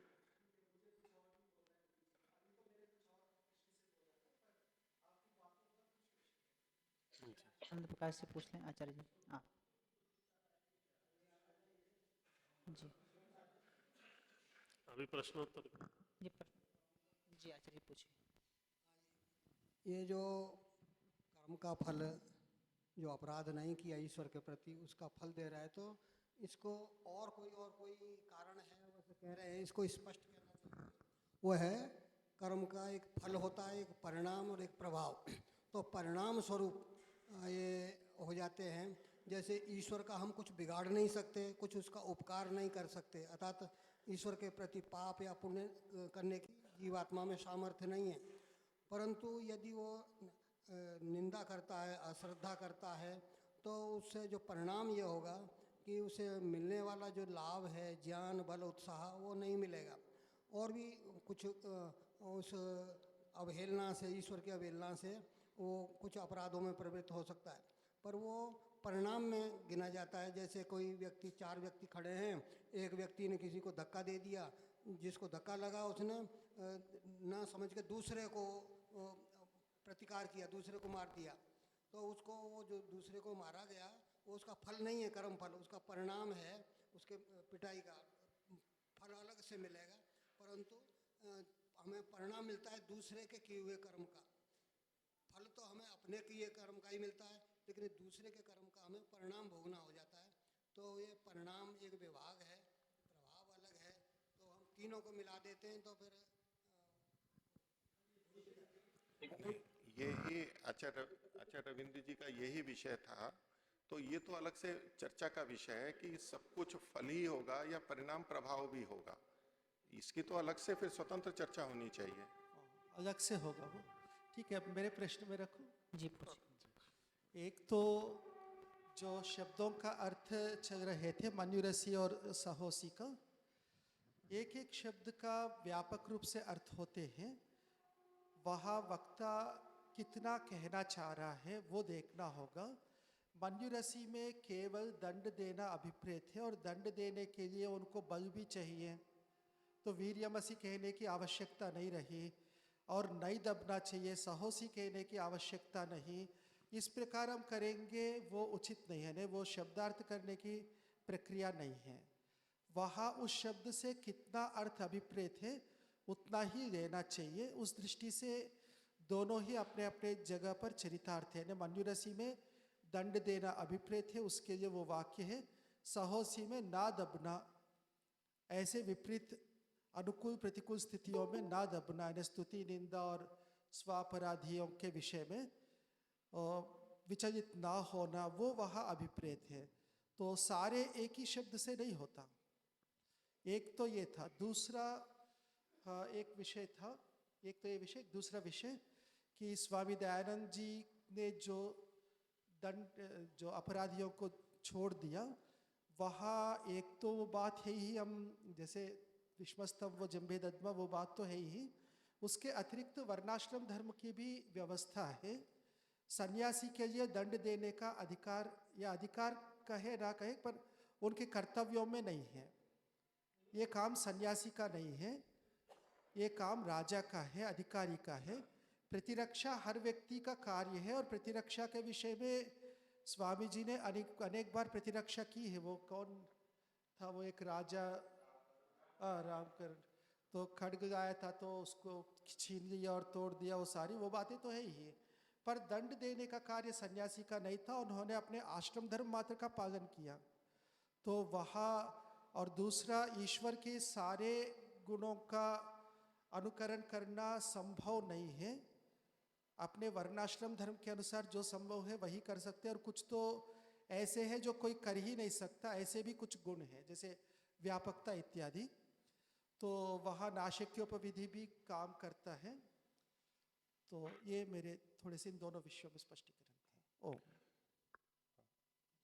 मुझे इसमें ये कहना है कि महर्षि दयानंद न्याय व्यवस्था में जिनका सन्यासी का अधिकार नहीं है दंड का, और राजा या अन्यों का है, तो कुछ सीमा तक जहाँ व्यक्तिगत होता है वहाँ तो कर ही सकते हैं। और महर्षि ने तो उस नियम का भी पालन नहीं किया जो आप कह रहे हैं। जब कोतवाल लेकर के आया कि ये अपराधी है और इसको मैं जेल में बंद करता हूँ, तो महर्षि ने तो उसके लिए भी मना कर दिया। यदि आपकी बात मानी जाए कि न्याय व्यवस्था को स्वयं का नहीं है, लेकिन न्याय व्यवस्था से उनको स्वीकार्य होना चाहिए, तो न्याय व्यवस्था वाली बात भी थी, तब भी महर्षि ने कहा कि नहीं, मैं तो छोड़ने के लिए, बंधन मुक्त कराने के लिए आया हूँ। तो इसलिए महर्षि का वो तात्पर्य कुछ घटनाओं में कह सकते हैं कि दूसरा स्वयं नहीं दिया, लेकिन ये तो हमारे को इसके विपरीत मिल रहा है। न्याय व्यवस्था होते हुए भी उन्होंने उसको स्वीकार नहीं किया। दूसरा कि परमात्मा के बहुत सारे गुण हैं और उनको हम सब नहीं ले सकते, वो ठीक बात है, आपने सर्वव्यापकता का बात कही, लेकिन सर्वव्यापकता के लिए कोई ऐसा वचन भी तो नहीं है कि हे ईश्वर आप सर्वव्यापक हो, हम भी सर्वव्यापक हो जाए। प्रसंग ये है सहोसी सहोमयि धेहि, तो जो गुण परमात्मा में है और लेने की बात की है, प्रसंग वहीं तक का है।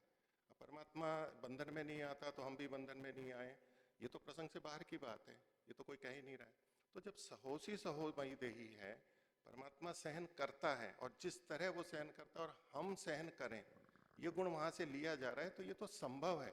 हम संभव के प्रसंग में ही बात कर रहे हैं। थोड़ा सा इसमें स्पष्टीकरण ये था, कह रहे ठीक है, सहोसी में नहीं है, पर मैंने जो वो कहा ईश्वर की सभी गुणों की बात, वो गायत्री मंत्र से मेरा था। भर्गो देवस्य धीमहि, भगवान के स्वरूप को हम धारण करें तो धारण उतना ही कर सकते जो संभव है। वहाँ की दृष्टि से मैंने कहा था, बस ये स्पष्टीकरण है। हाँ, नहीं तो वो गायत्री मंत्र का तो अभी कोई मैंने उल्लेख नहीं किया था, और ये तो स्वीकार्य है ही, जो संभव है वो ही है। तो सहोसी सौमोहि देहि या मन्युरसी मन्युमयि देहि, ये संभव है, और इसीलिए ये वचन हमारे को वेद में मिल रहा है। हम उसी संदर्भ में बात कर रहे हैं। और किसी को प्रश्न करना है? जी आचार्य जी, माइक दे दीजिए। मेरे से संबंधित है जी आपसे। मेरे से संबंधित है। हाँ, जो नहीं मेरे से संबंधित प्रश्न कोई हो, अभी मुनि जी से कोई प्रश्न करना हो वो तो तो कर मैं सकते हैं। ठीक है, धन्यवाद। किसी का और किसी का प्रश्न है? नहीं। धन्यवाद। जी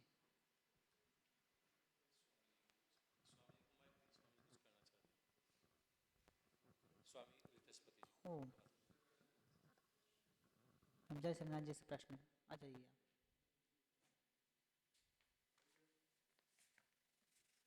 जी पूछिए, माइक पहुंचाइए।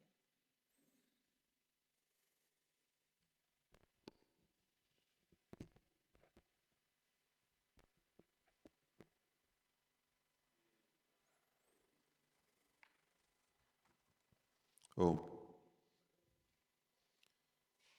नास्तिक्य मानसिक अपराध है और उसका दंड मिलने की आपने बात कही है।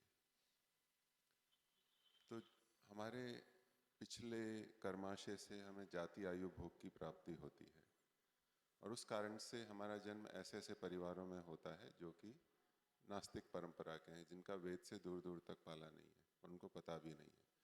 उस परिवार में जन्म होने पे एक तो जन्म से मुझे ऐसे स्थान में जन्म दिया गया, और वहाँ मुझे अवसर भी नहीं है आस्तिकता के बारे में जानने का, तो वो मेरा जो नास्तिक है वो तो लगातार बना रहेगा, और उसमें मुझे लगातार दंडित किया जाता रहेगा मेरे एक ही अपराध से।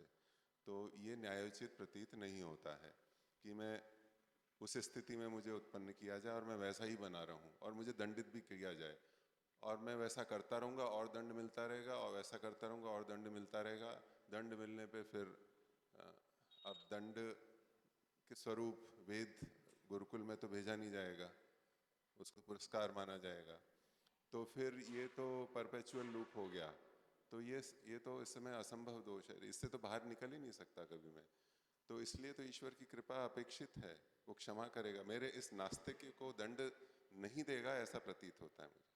इस पे आपका क्या समाधान है? जी, तो ये बात केवल नास्तिक के पर नहीं है, अन्य चीज़ों पर भी ऐसे ही घटेगी कि बहुत एक सामान्य व्यवहार में जितना धार्मिक व्यक्ति को होना चाहिए, सामान्य धार्मिकता, उसके लिए भी उपदेश हमें गुरुजनों से, माता पिता से, समाज से मिलते हैं। पर कुछ लोगों के जन्म भी ऐसे ही परिवार में होते हैं जहाँ पर धर्म के विपरीत आचरण भी एक प्रकार से स्वभाव बना होता है, और उस तरह के कर्मों का दंड तो है ही। तो वो भी फिर ये समस्या वहाँ पर भी आएगी कि भाई वेद का उपदेश नहीं मिला, या जो धर्माचरण का नैतिक शिक्षा नहीं मिली, ऐसा परिवार मिला, तो वो समस्या वहाँ पर भी आएगी, केवल नास्तिक के पर नहीं आएगी, वहाँ पर भी ये मतलब अनवस्था दोष जैसा आ जाएगा। पर इसमें ये समाधान हो सकता है कि महर्षि दयानंद जी लिखते हैं कि मनुष्य का आत्मा सत्य का जानने आ रहा है, मतलब जान सकता सामर्थ्य है। कोई कितना भी अधार्मिक हो, कितने भी गलत परिवार में जन्म प्राप्त किया हो, जिसने आजकल जैसे हम विधर्मी कहते हैं ईसाइयों या मुस्लिमों को, तो सत्य जानने की इच्छा तो सब में होती है, और हमारी आत्मा में यदि हम वास्तव में सत्यग्राही हैं, सत्य जानना चाहते हैं, तो हम कह सकते हैं कुछ संकेतक या कुछ अनुभूति तो ईश्वर की तरफ से मिलेगी ना हमको, जैसा हम स्वीकार करते हैं भय शंका लज्जा और उससे विपरीत। तो उसको यदि व्यक्ति ध्यान देना चाहेगा, देगा, और वो उन्नति करना चाहता, तो अवसर फिर भी है उसके प्रयत्न करने के, और उसको उन्नति करने के, उस गलत मार्ग से, दलदल से बाहर निकलने के अवसर जैसे अन्य जगह हैं वैसे यहाँ पर भी होंगे। धन्यवाद। महर्षि ने जहाँ ये बात कही कि मनुष्य का आत्मा सत्य सत्य को जानने वाला है, उसके बाद कुछ और भी कहा है, लेकिन हाँ, और उसमें अज्ञान भी है। जी। तो वो तो अज्ञान के कारण वो सत्य असत्य को नहीं जानने वाला बना रह सकता है। नहीं, उसमें हेतु के रूप में अज्ञान, हठ, दुराग्रह इत्यादि इत्यादि है। तो अज्ञान के कारण तो मैं यहाँ हूँ और वो अज्ञान के कारण मैं सत्य देख भी नहीं पाऊंगा और झुका रहूंगा, तो वहाँ तो फिर भी फंसा हुआ हो। जिस स्थिति को आप कह रहे हैं, मैं बहुत प्रसन्न होऊंगा कि अगर ऐसा हो जाए, लेकिन समस्या तो दिख रही है वहाँ पे। तो अज्ञान वह कारण है, लेकिन ऐसी बाध्यता नहीं है कि मनुष्य का आत्मा सत्य असत्य का जानने आ रहा है, लेकिन इन कारणों से नहीं जान पा रहा है। जानने का सामर्थ्य तो है, और अज्ञान को हटा सकने का भी तो उसमें सामर्थ्य है ना। तो लोग अत्यंत विपरीत मार्ग को भी, धर्म को छोड़ करके भी आते हैं ना अच्छे मार्ग की तरफ, और अनेकों उदाहरण हैं ही हमारे सामने। तो वो अज्ञान को हटाया जा सकता है, और परमात्मा हम सब के अंदर बैठा है तो वो कुछ संकेत तो करता ही है, ऐसा तो हम सब स्वीकार करते हैं। तो असंभव दोष मुझे वहाँ प्रतीत नहीं होता है। ठीक है, इस आपके पक्ष में कुछ और, आपके पक्ष वालों से कुछ और प्रश्न थे जो व्हाट्सएप इत्यादि में काफ़ी हमें भेजे गए थे, और हमने उस चर्चा को वहाँ रोक दिया था। तो आपने तो प्रस्तुत नहीं किया था, लेकिन उसमें जब कुछ कहना है तो वो बाद में कहा जाए, क्योंकि वो सीधा सीधा शिवनाथ जी से तो प्रश्न नहीं है। तो वक्तव्य के रूप में बाद जी, में श्रोताओं के वक्तव्य के रूप में रखते हैं। मैं, मुनि जी ने मुझे छोड़ दिया, मैं पिछली बार मैं भी वक्ता था और वक्ता के रूप में प्रस्तुत हुआ था। इस बार नाम देना चूक हो गई, इसलिए नियम के अनुसार मैं बोल तो नहीं सकता पक्ष के रूप में।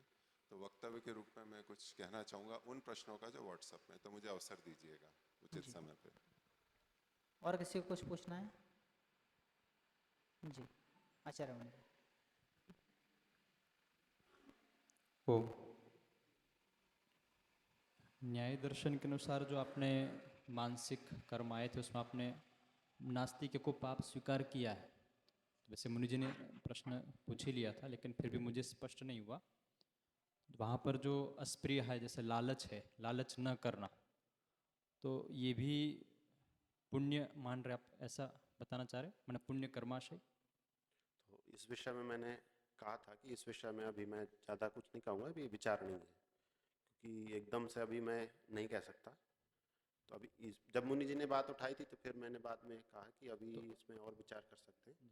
तो अभी इस स्थिति में नास्तिक के वाला जो ये प्रमाण है, तो इसको पूरे कोई विचारने कोटि में रखना उपयुक्त होगा ना, क्योंकि अस्पृहा को अगर आप रखेंगे और नास्तिक को प्रमाण के रूप में रखेंगे तो बात नहीं बनेगी। तो मतलब पूरे प्रमाण को आप विचारणीय रूप में रख रहे, या नास्तिक को रख सकते हैं, कोई बात। दूसरा, जो ईश्वर की स्तुति निंदा आदि हम करते हैं, मनुष्य करते हैं, तो यहाँ जो हम अपराध कर रहे हैं, अपराध है क्योंकि निंदा करना गलत है, लेकिन इससे ईश्वर की हानि क्या हो रही है? प्रश्न का अभिप्राय ये है कि हम जैसे कोई भी हमें कर्म का फल मिलता है, तो वहाँ कर्म हानि कर रहा होता है किसी न किसी की। तो उस प्रकार जब ईश्वर की निंदा स्तुति हम कर रहे होते हैं, तो वहाँ पर हानि का संबंध कैसे है? हानि के बाद फिर हम फल की ओर आ सकते हैं। तो मैं इस सिद्धांत को ऐसे अभी एकदम नहीं मानता कि हानि होगी तभी दंड मिलेगा। किसी के लिए, किसी के अहित के लिए हमने कोई कर्म किया, पर संयोग से वो बच गया, उसको हानि नहीं हुई, फिर भी दंड तो मिलेगा, ये सभी लोग स्वीकार करते हैं। और योग दर्शन में जो विशुद्ध पुण्य कर्म माने गए हैं, शरीर और वाणी को छोड़ करके, वो मानसिक ही है वहाँ पर मुख्य रूप से। तो इस विषय में कोई उदाहरण देकर इसको आप थोड़ा स्पष्ट कर सकते हैं, जहाँ पर मतलब हम किसी के लिए कुछ करें और हानि न हो और फिर दंड मिल जाए, तो ऐसा एक उदाहरण देकर स्पष्ट कर दे इस विषय को। किसी को हमने मारने का प्रयत्न किया, हत्या का प्रयत्न किया, पर वो नहीं मर पाया, लेकिन उसमें जित अपराध तो हमने किया, उसका दंड तो न्यायालय देगा उसे। लेकिन वो दंड मारने का जो दंड होता उसके तुल्य नहीं होगा ना? तुल्य नहीं होगा, फिर भी तो जितनी उसकी हानि की है उस प्रकार का दंड मिलेगा। हाँ, एकदम वैसा नहीं, लेकिन इसमें दूसरा भी मैं जो हेतु आपको प्रस्तुत कर रहा हूँ योग दर्शन वाला, वहाँ पर जो विशुद्ध पुण्य कर्म बताए गए हैं वो मानसिक बताए गए हैं, तो वहाँ तो उसके विपरीत में भी लेंगे तो एकदम हानि लाभ प्रत्यक्ष नहीं दिखाई देता है। मानसिक पुण्य का? लेकिन मानसिक पुण्य तो फिर वही न्याय दर्शन के अनुसार विचारणीय में चला जाता है। उस तरह के जो कर्म है मानसिक, तो योग दर्शन वाला भी फिर विचारणीय में आ जाएगा ना। उससे विपरीत वालों को उसमें देखना होगा कि मानसिक पाप वहाँ पर क्या बताए हैं, वो भी देख करके बताया जा सकता है। ठीक है जी, धन्यवाद। ओम माता जी।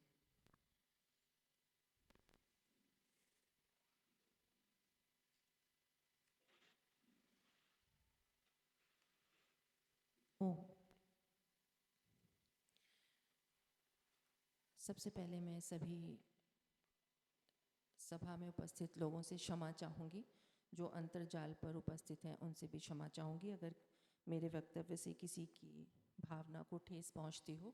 मेरा मात्र उद्देश्य वक्ता की मान्यता में भेद को देखना है।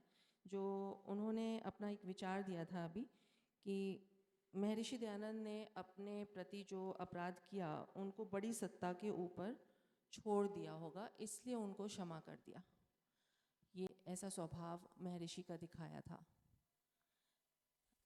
मैं ये जानना चाहती हूँ कि महर्षि ने अपने प्रति अपराध किए हुए को अभ्युपगम से मान लें कि इसलिए छोड़ दिया कि बड़ी सत्ता उसका निर्णय करेगी, और बड़ी सत्ता जो उस समय का न्याय व्यवस्था थी।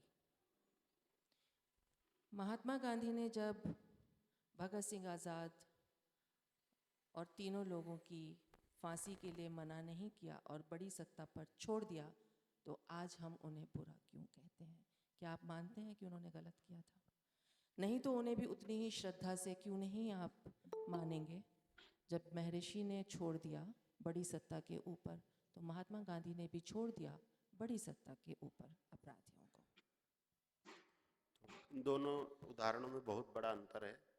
यहाँ तो महर्षि के व्यक्तिगत महर्षि को हानि पहुंचाने का उस अपराधी ने प्रयास किया, और गांधी जी ने जिन 3 बलिदानियों की फांसी को रुकवाने के लिए प्रयास नहीं किया, बड़ी सत्ता के लिए छोड़ दिया, तो गांधी जी उस निर्णय को लेने के लिए व्यक्तिगत अधिकारी नहीं थे, उसमें अन्य 3 लोगों के जीवन का प्रश्न था।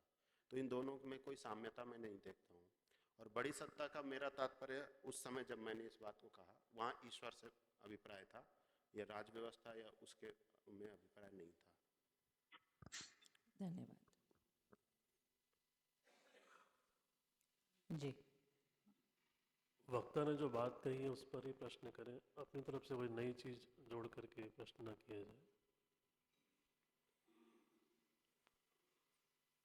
आपने अभी जो कहा कि महर्षि दयानंद ने, क्योंकि उनके प्रति किया गया था, समाज के प्रति, अन्य लोगों के प्रति नहीं, तो ये भी आता है कि विद्वानों की, सन्यासियों की हानि से समाज को बहुत बड़ी हानि होती है। तो और महर्षि दयानंद इस बात को जानते थे और वो महान कार्य करने को प्रस्तुत थे। तो उनकी व्यक्तिगत हानि जिसको कहा जा रहा है, वो उनकी व्यक्तिगत हानि नहीं है, समाज की बड़ी हानि होने वाली है, ये उनको भी पता था, फिर भी छोड़ दिया। तो ये हेतु तो ठीक नहीं लग रहा कि सिर्फ उनकी हानि थी, ये प्रत्यक्षतः और सिद्धांततः भी ठीक नहीं लग रहा। तो इसका क्या समाधान? मुख्य गौण के रूप में कथन कहा जा सकता है कि मुख्य रूप से महर्षि को केंद्रित करके कहा जा रहा है, उससे दूसरों की कोई हानि नहीं होगी, ऐसा मैं भी नहीं मानता। विद्वानों के जाने से सबको हानि होती है, पर चूंकि उनके साथ में मुख्य रूप से वो घटना हुई है, तो उसके मुख्य अधिकारी वो हो जाते हैं। इस दृष्टि से महर्षि की घटना से मुख्य रूप से उनको हानि होगी इसकी संभावना दिखती नहीं। वो तो समाधिस्थ स्थिति में जाके अपने शरीर को त्यागने वाले थे, और फिर विचार आया कि समाज के उपकार के लिए और जीना है, ये उसके बाद की घटना है। तो महर्षि को उनकी मृत्यु से हानि होगी और वो मुख्य रूप से होगी, इसकी संभावना भी दिखती नहीं है। तो आपका जो ये वक्तव्य है वो जितना इतिहास हमने देखा पड़ा है उसके अनुरूप तो नहीं प्रतीत होता। उसका समाधान तो जुड़ाव केंद्रित जो है वो घटना महर्षि से, इसलिए वहाँ पर मुख्य रूप से कहा जा रहा है। बाकी समाज की तो हानि होगी ही, तो इस विषय में तो और अधिक और विचार किया जा सकता है। और किसी का कोई प्रश्न है? जी, पीछे आओ।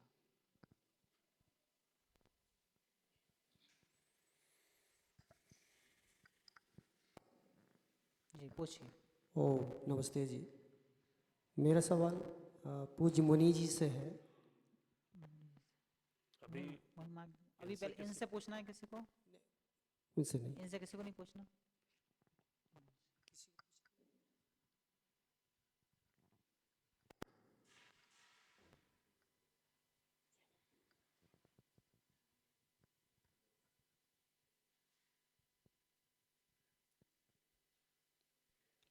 प्रसंग मुझे याद नहीं, वो चैप्टर मुझे याद नहीं आ रहा है कि महर्षि जी ने किस में लिखा हुआ है, लेकिन वो भाव मैं बता देता हूँ कि उसमें ये लिखा गया है कि अगर कोई मन में अच्छे विचार करता है तो ईश्वर उसको उत्साह आनंद की प्राप्ति कराता है। तो आपने कल जो कहा था कि ईश्वरी व्यवस्था में ये सब होते हैं, ईश्वर की तरफ से अगर हम सामान्य तौर से ऐसा ना करें तो उस ईश्वर की तरफ से कुछ नहीं होता, वो उसकी व्यवस्था की तरफ से होता है।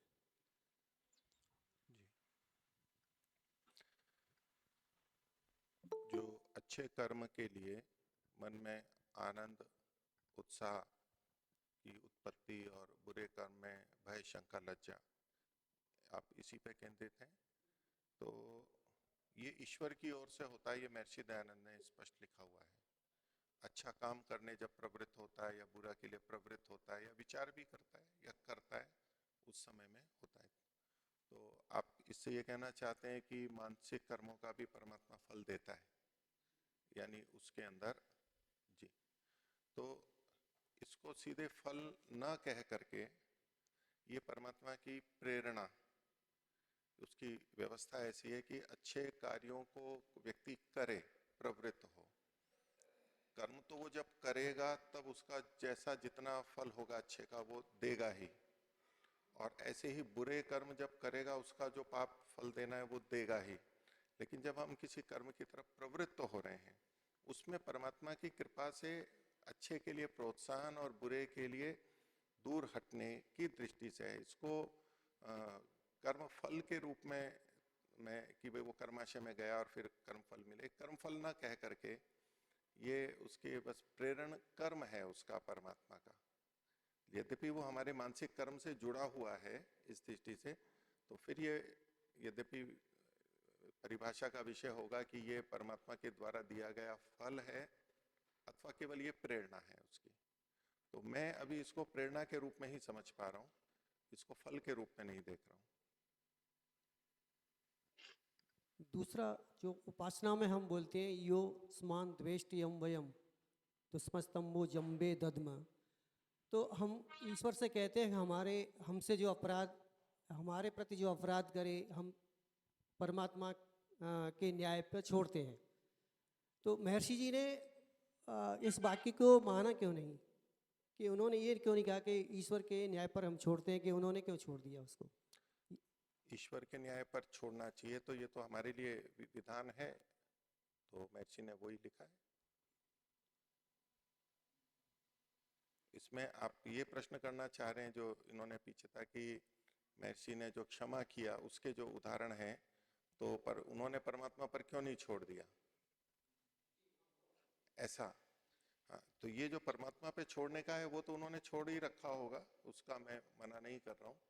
लेकिन परमात्मा जैसा है तो वैसा वो भी बन रहे हैं, उस तरह से उन्होंने व्यवहार किया है, तो परमात्मा पे भी छोड़ा जा सकता है, उसका मैं मना नहीं कर रहा हूँ। लेकिन ये जो क्षमा है उसका ये अभिप्राय सब जगह लेना कि हम परमात्मा पे छोड़ रहे हैं और परमात्मा फिर उसका दंड देगा। क्षमा का ये जो स्वरूप है कि हम कुछ नहीं करेंगे लेकिन परमात्मा इसको दंड दे, इस स्थिति के अंदर ऐसा जो कहना है वो यहां महर्षि का ऐसा अभिप्राय नहीं प्रतीत होता कि वो दंड दे, वो तो बस क्षमा कर रहे हैं। योस्मान द्वेष्टि आदि में तो क्या द्वेष की स्थिति है, द्वेष की स्थिति है, हम उससे नहीं निकल पा रहे हैं तो हम अपने उस द्वेष को छोड़ रहे हैं। महर्षि में तो द्वेष वाली कोई बात उस समय नहीं थी, जो परमात्मा के न्याय पे छोड़ने का है, क्योंकि हम आपस में द्वेष करेंगे तो और संघर्ष होगा, आपस में संघर्ष ज्यादा होगा। हम उसको शांत भी करना चाहते हैं लेकिन द्वेष युक्त हैं। दूसरा इसमें जो योस्मान द्वेष्टि यम च वयम दुष्मा, तो उसमें हम दोनों को परमात्मा के जबड़े में नहीं छोड़ रहे हैं, हम केवल सामने वाले को ही परमात्मा के जबड़े में छोड़ रहे हैं। यो असमान द्वेष्टि, जो वो है, और यम च वयम दुश्मन, हम जिससे द्वेष करते हैं, अपने को जबड़े में नहीं डाल रहे हैं परमात्मा के, उन दोनों को परमात्मा के जबड़े में डाल रहे हैं। तो क्योंकि हम नहीं तो द्वेष करेंगे, या तो जो भी स्थिति हो सकती है असमर्थता की स्थिति में अपने को शांत करने के लिए, ये हम जन सामान्य के लिए उपाय हैं, और महर्षि भी करते होंगे, मैं मना नहीं कर रहा हूँ, लेकिन वो जिस स्थिति के थे वो उस तरह से द्वेष नहीं करते होंगे। तो अगर हम ऐसा सोचते हैं कि द्वेष के कारण ही तो हम ये सोच रहे हैं कि परमात्मा इसको दंड दे, पर द्वेषी तो है ना, तभी तो उसी के प्रति जिसने हमारे प्रति ऐसा किया है और हम उसके दंड के लिए याचना कर रहे हैं, तो इसका मतलब हम उसके प्रति द्वेष रख रहे हैं। हाँ, द्वेष ना करें हम, क्योंकि दंड देते हुए हम प्रतिशोध को बहुत अधिक मात्रा में देखते हैं। दंड, यद्यपि हम न्याय की बात कर रहे होते हैं, इनको दंड मिलना चाहिए, लेकिन उसमें हमारे मन में प्रतिशोध भी बहुत होता है, और बड़े अपराध हो जाते हैं तो अपराधी को जब तक मृत्युदंड न मिले तब तक मन में शांति नहीं आती है। ये प्रतिशोध है, केवल न्याय को नहीं चाह रहे हैं, केवल न्याय को नहीं चाह रहे, प्रतिशोध भी होता है। तो वो प्रतिशोध हमारे मन में ना हो, उसके लिए हम स्वयं सब करेंगे तो प्रतिशोध और ज्यादा, द्वेष और अधिक बढ़ता है। इसीलिए न्याय व्यवस्था है कि अन्य लोग इस कार्य को देखें। धन्यवाद। हम आचार्य मंच।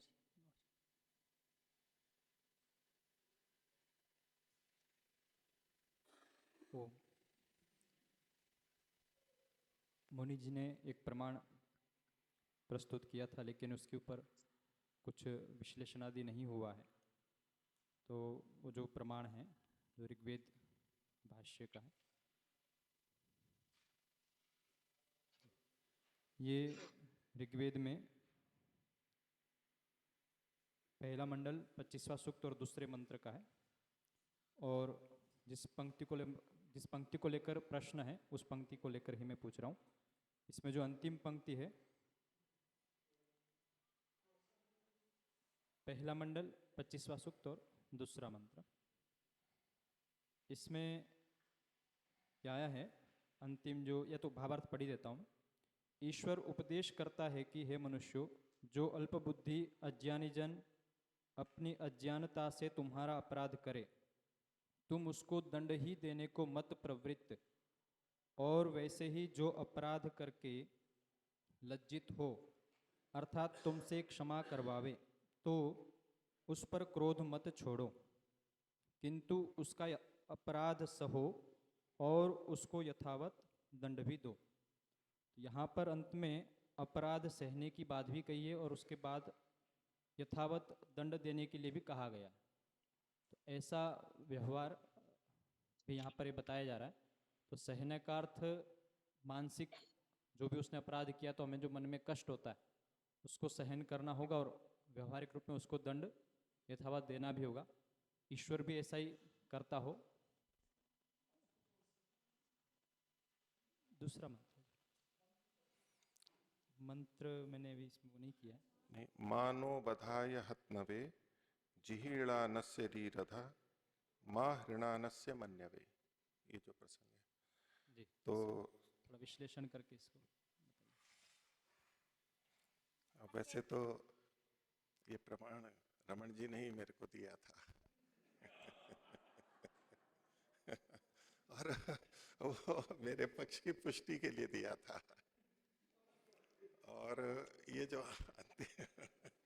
अंतिम पंक्ति है वो विचार की है, वो स्वभावतः प्रश्न खड़ा करती ही है।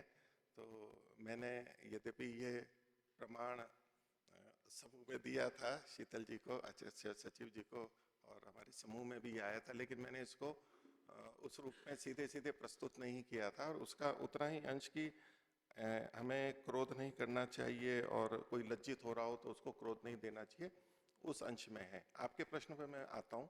तो इस प्रमाण की जो विवेचना है उसमें, तो इसका संस्कृत पदार्थ या तो हिंदी पदार्थ कोई भी हम देख सकते हैं। तो उसमें है, हे वरुण जगदीश्वर, आप जो जिहीणानस्य अज्ञान से हमारा अनादर करे, ये अनादर यानी उस तरह की बात है यहाँ इसमें, जो अज्ञान से हमारा अनादर करे और हतनवे मारने के लिए न हम लोगों को कभी मारिरिधा प्रेरित, हमारे उसको मारने के लिए प्रेरित मत करो। और इसी प्रकार यानी जो अज्ञानता से हमारा अपमान करे उसको मारने के लिए प्रेरित मत करो। परमात्मा को कह रहे हैं, हे परमात्मा आप हमारे को ऐसा प्रेरित मत करो, यानी हमें ऐसा नहीं करना है कि जो अज्ञान से हमारा अपमान कर देता है उसको हम मारने के लिए प्रवृत्त हों। उसको पता नहीं है, अज्ञानता से कर दिया, तो हमें उसको मारने के लिए या तो दंड देने के लिए या उसका कुछ करने के लिए प्रवृत्त नहीं होना चाहिए। ये हमारे को उपदेश हुआ। जो जानबूझ के कर रहा है उसके लिए भले ही कर सकते हैं। दूसरा कहा कि जो कि हमारे सामने लज्जित हो रहा है अपने दोष के कारण से, कि जी मेरे से बहुत गलती हो गई, लज्जित हो रहा है, उस पर मन्यवे क्रोध करने को हम लोगों को मारिरधा कभी मत प्रवृत्त कीजिए। तो दोष भी हो गया, वो जानबूझ के भी हो गया, लज्जित हो रहा है, तो हम फिर उसके प्रतिरोध में ना जाएं। ये यहाँ पर प्रेरणा दी गई। ये सहन करना या क्षमा करना, क्रोध न करना के संदर्भ में है। रमन जी का प्रश्न ये है कि जब इसका भावार्थ है, हिंदी वाला भावार्थ, उसमें प्रारंभ की बातें तो इसके अनुरूप ही हैं। वो मैं फिर से बोल के बताता हूं।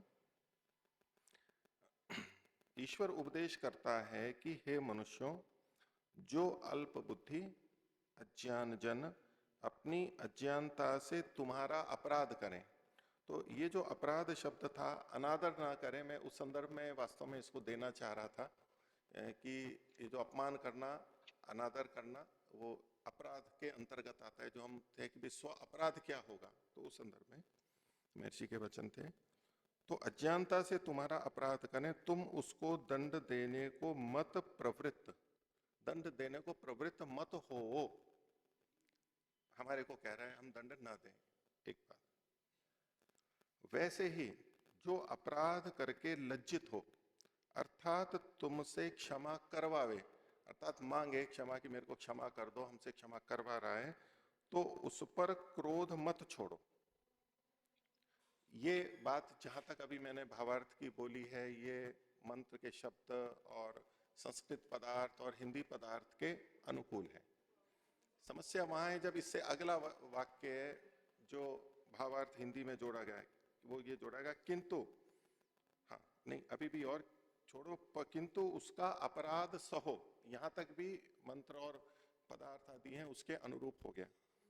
अब उसके आगे का जो वचन है, और उसको यथावत दंड भी दो, ये जो कथन आ गया है, ये विचार का कि भाई ये दंड देने की क्या बात हुई, जबकि ऊपर स्पष्ट कहा कि तुम उसको दंड देने को प्रवृत्त मत हो और यथावत दंड भी दो। ये दो परस्पर विरुद्ध बात लग रही है, जो कि संगत नहीं है। तो इसके लिए हम संस्कृत वाला भाग देखते हैं। ये जो अंतिम में जो विवादास्पद है वो संस्कृत भावार्थ में नहीं है। तो संस्कृत भावार्थ क्या है? ईश्वरः उपदिशति हे मनुष्या यूयम बल बुद्धिभिः अज्ञानात् अपराधे कृते हननाय मा प्रवर्तत्वम कश्चित् अपराधम कृत्वा लज्जाम कुर्यात् तस्योपरि क्रोधम मा निपातयेत इति। तो ये जो अंश है, ये मैं इसका समाधान ऐसे ही सोच रहा हूं कि ये मान्य नहीं होना चाहिए। न तो मंत्र, न संस्कृत पदार्थ, न हिंदी पदार्थ और न संस्कृत भावार्थ से ये जुड़ता है। तो ये किसी तरह जुड़ गया या जोड़ दिया गया, और ये परस्पर विरुद्ध कथन भी है कि उसको दंड तो अवश्य दो। तो ये मेरे ख्याल से विपरीत हो गया। लेकिन फिर भी यदि उसको हम महर्षि का वचन मानते हुए हिंदी के वाक्य को भी प्रमाणिक माने, तो दो विरुद्ध कथन होने पर पहले जो है कि अपराध किया है तो दंड को प्रवृत्त मत करो, उसको भी हम यथावत मानेंगे, लेकिन उसको यथावत दंड भी दो, तो वो फिर दूसरा कोई दे व्यवस्था से, ऐसे हमें कोई भेद करना पड़ेगा, नहीं तो ये तो विरुद्ध कथन ही है। हो गई बात। कौन सा भावार्थ में? उसको यथावत दंड भी दो। हाँ नहीं, उसको दंड ही देने को मत प्रवृत्त हो। अच्छा, दंड ही देने को प्रवृत्त ना हो। और संस्कृत में भी हाँ ठीक है, दंड ही देने को प्रवृत्त मत हो, कि दंड देना ही है हमें, ये नहीं, मतलब छोड़ भी सकते हैं, उसमें वो बात है। ठीक है, हो गया रमन जी का। ठीक है, धन्यवाद। जी आचार्य जी। पुरुषार्थी जी पहले से पूछ। जी। ओम सदन को सादर नमस्ते। मुनि जी, आप जैसा बता रहे हैं ऐसे से पूरी सोसाइटी में आप एक नया पापाचार खड़ा कर देंगे। जब हम ऐसा कहते हैं कि भाई ईश्वर के प्रति आप अपराध करते हैं तो आप सीधे सीधे दंड के भागी हैं, और वहां से मिल भी रहा है। माइक की आवाज नहीं है? ओम। और वहां मिल भी रहा है कि भाई मन से हम 3 पाप करते हैं, वाणी से भी करते हैं, और शरीर से भी करते हैं, और मनुस्मृति भी है। न्याय वालों ने भी न्याय दर्शन के आचार्य भी कहते हैं। और फिर आप इस ढंग से इसको कह देते हैं कि नहीं नहीं, भगवान तो उसको सहसा लेगा और क्षमा जैसा कर देगा। तो मेरी दृष्टि से ये सोसाइटी के लिए ठीक नहीं होगा भ्राता जी। तो इसमें मेरी दृष्टि से तो यह है कि वास्तव में इससे हानि तो नहीं होगी। हम ऐसा नहीं कह रहे हैं कि ईश्वर को नहीं मानना चाहिए, ये तो प्रवृत्ति है, ईश्वर को मानना चाहिए, ईश्वर को मानने के ये लाभ हैं, ईश्वर को न मानने से ये हानियां हैं। ये तो इसके लिए मना थोड़ा किया जा रहा है कि ईश्वर इसका दंड नहीं देता तो आप करते रहो, ऐसी विधि तो नहीं की गई है, ऐसा तो कथन नहीं किया गया। इसलिए पापाचार बढ़े ऐसा नहीं कह सकते। ईश्वर की जो व्यवस्था है, ईश्वर, अब ये तो मतलब यदि ये बात कथन ठीक है तब मैं ये बोल रहा हूँ, मैं ऐसा ही मान करके बोल रहा हूँ। तो ईश्वर की अपनी व्यवस्था है, हम उसको पूरी तरह से नहीं समझ सकते। वो अगर अपने किए पापों का दंड नहीं देता है या सहन करता है तो कोई बात नहीं है। ईश्वर अगर सहन न करता होता तो भी कोई बात, जैसा उसकी व्यवस्था थी उस हमको स्वीकार करने का है, लेकिन इससे पापाचार बढ़ने का तो नहीं लगता है।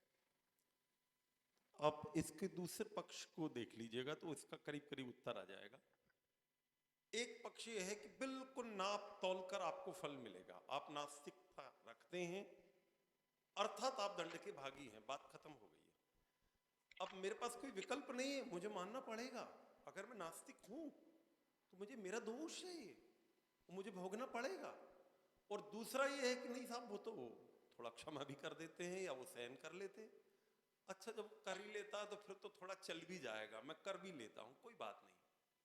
मैं थोड़ा सा एक लिबरल सा देखने लगा, अच्छा कोई बात नहीं, चलो भाई हो जाओ नास्तिक, कौन मना कर। और एक नहीं भाई, पूरा नपा तोला है, वहां तो गड़बड़ हो जाएगी और मुझे पता नहीं कितनी योनियों में इसको भोगना पड़ेगा। अब मेरे मन में एक डर है, और ये डर मुझे ईश्वर के प्रति आस्तिकता के भावों की वृद्धि के लिए प्रेरित करेगा।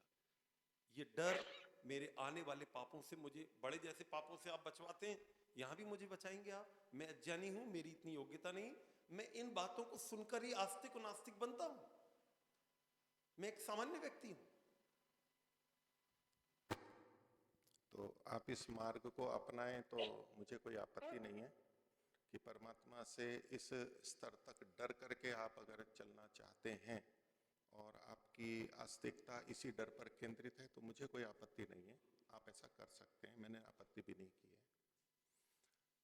ईश्वर ऐसे जबरदस्ती मनवाए, बलपूर्वक मनवाए, वो उसकी प्रवृत्ति नहीं है मनुष्यों के लिए। उसने कर्म में भी स्वतंत्रता दी है, जिसका वो फल देता है उसमें भी स्वतंत्रता दी है, इसलिए विचारों में भी है। ईश्वर को कोई गरज नहीं है कि ये व्यक्ति मुक्ति को प्राप्त करे या मेरे पास आए या मेरी स्तुति करे, वो उसमें तटस्थ है, निरपेक्ष है। वो सामने वाला व्यक्ति करता है नहीं करता है, ये तो स्तुति प्रार्थना की ही या ईश्वर को मानने की बात है। अन्य कर्म जिनका उसने विधान कर रखा है उसके प्रति भी वो तटस्थ है, दंड देता है ठीक है, लेकिन वो तटस्थ है, वो बलपूर्वक नहीं करवाता है उन कार्यों को। तो परमात्मा की तो ऐसी इच्छा नहीं है कि ऐसे इस तरह से बलपूर्वक करें। और अन्य जो लोग हैं वो कर्मफल की अनिवार्यता होते हुए भी, आप जो कह रहे हैं ना कि दंड देगा, तो दंड देने की अनिवार्यता जो हम शारीरिक वाचनिक पाप कर्म करते हैं उसकी सिद्ध है, ठीक है, तब भी व्यक्ति इतने पाप कर्म करते हैं। इससे कोई पूरी तरह रुक जाए ऐसा नहीं है। जो कुछ लोग रुक सकते हैं वो रुक जाएंगे, आप जो कह रहे हैं। बाकी तो इससे हानि होती है, ये तो हम प्रतिपादित कर ही रहे हैं। नास्तिकता से हानि होती है तो ठीक है। और अगर पापाचार बढ़ाने वाला है तो मेरे ख्याल से आप तो प्रभावित नहीं होंगे मेरे विचारों से या अन्य भी, तो आपको कोई हानि नहीं होगी उससे।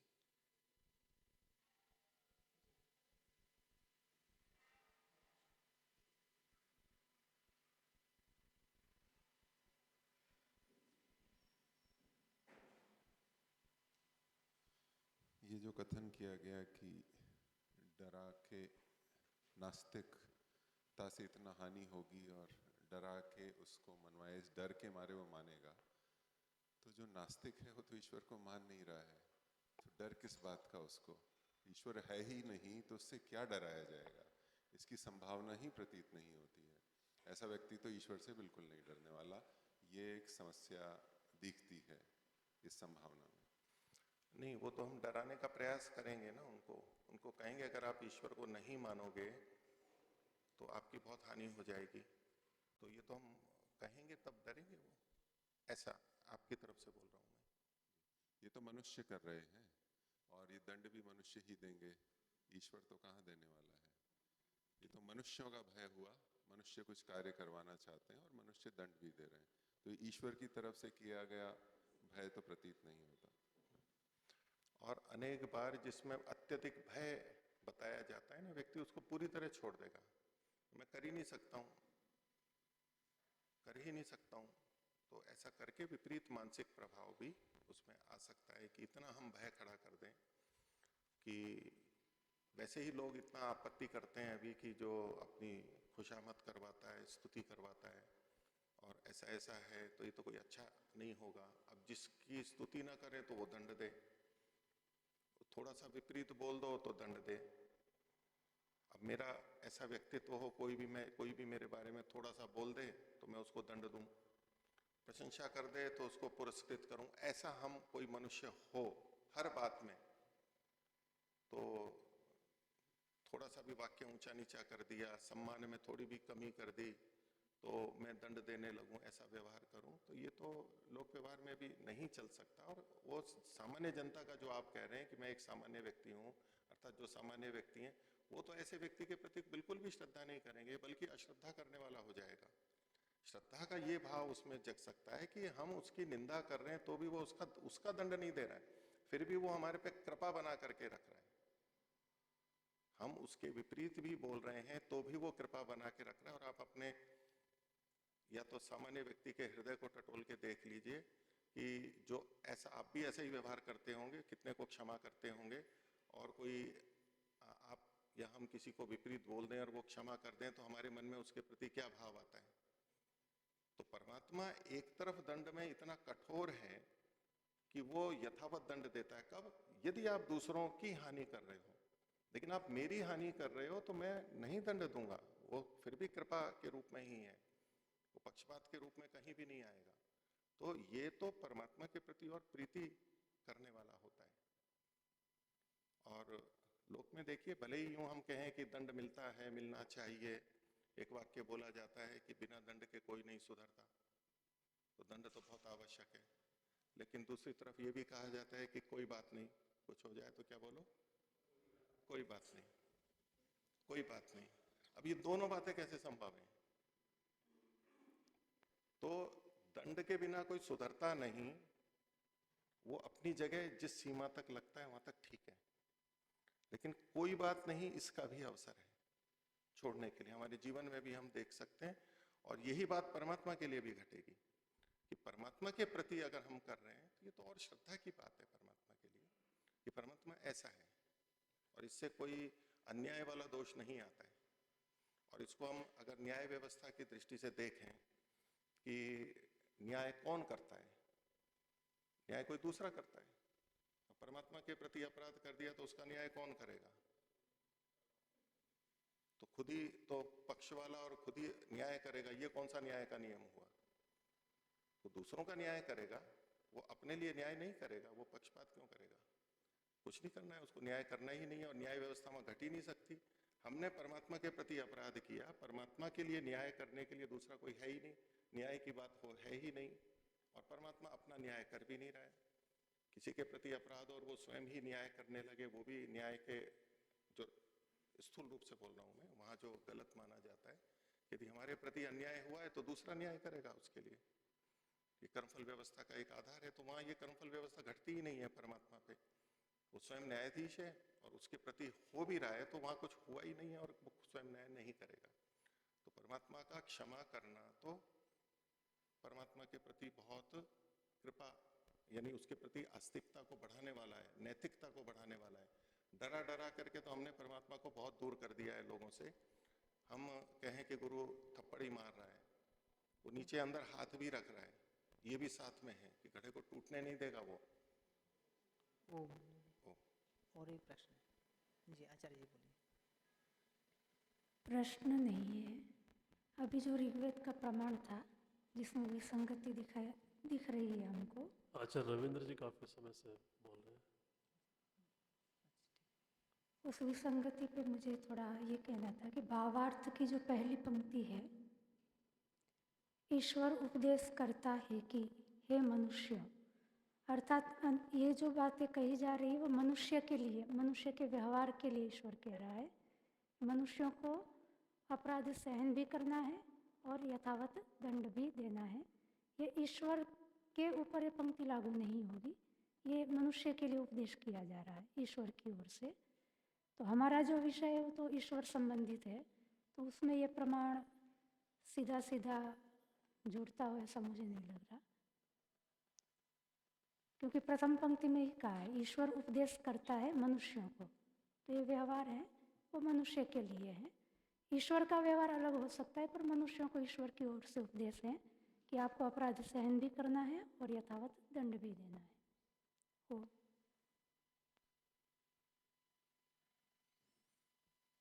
हाँ, मैं बोल रहा हूँ। देखिए, महर्षि दयानंद का जो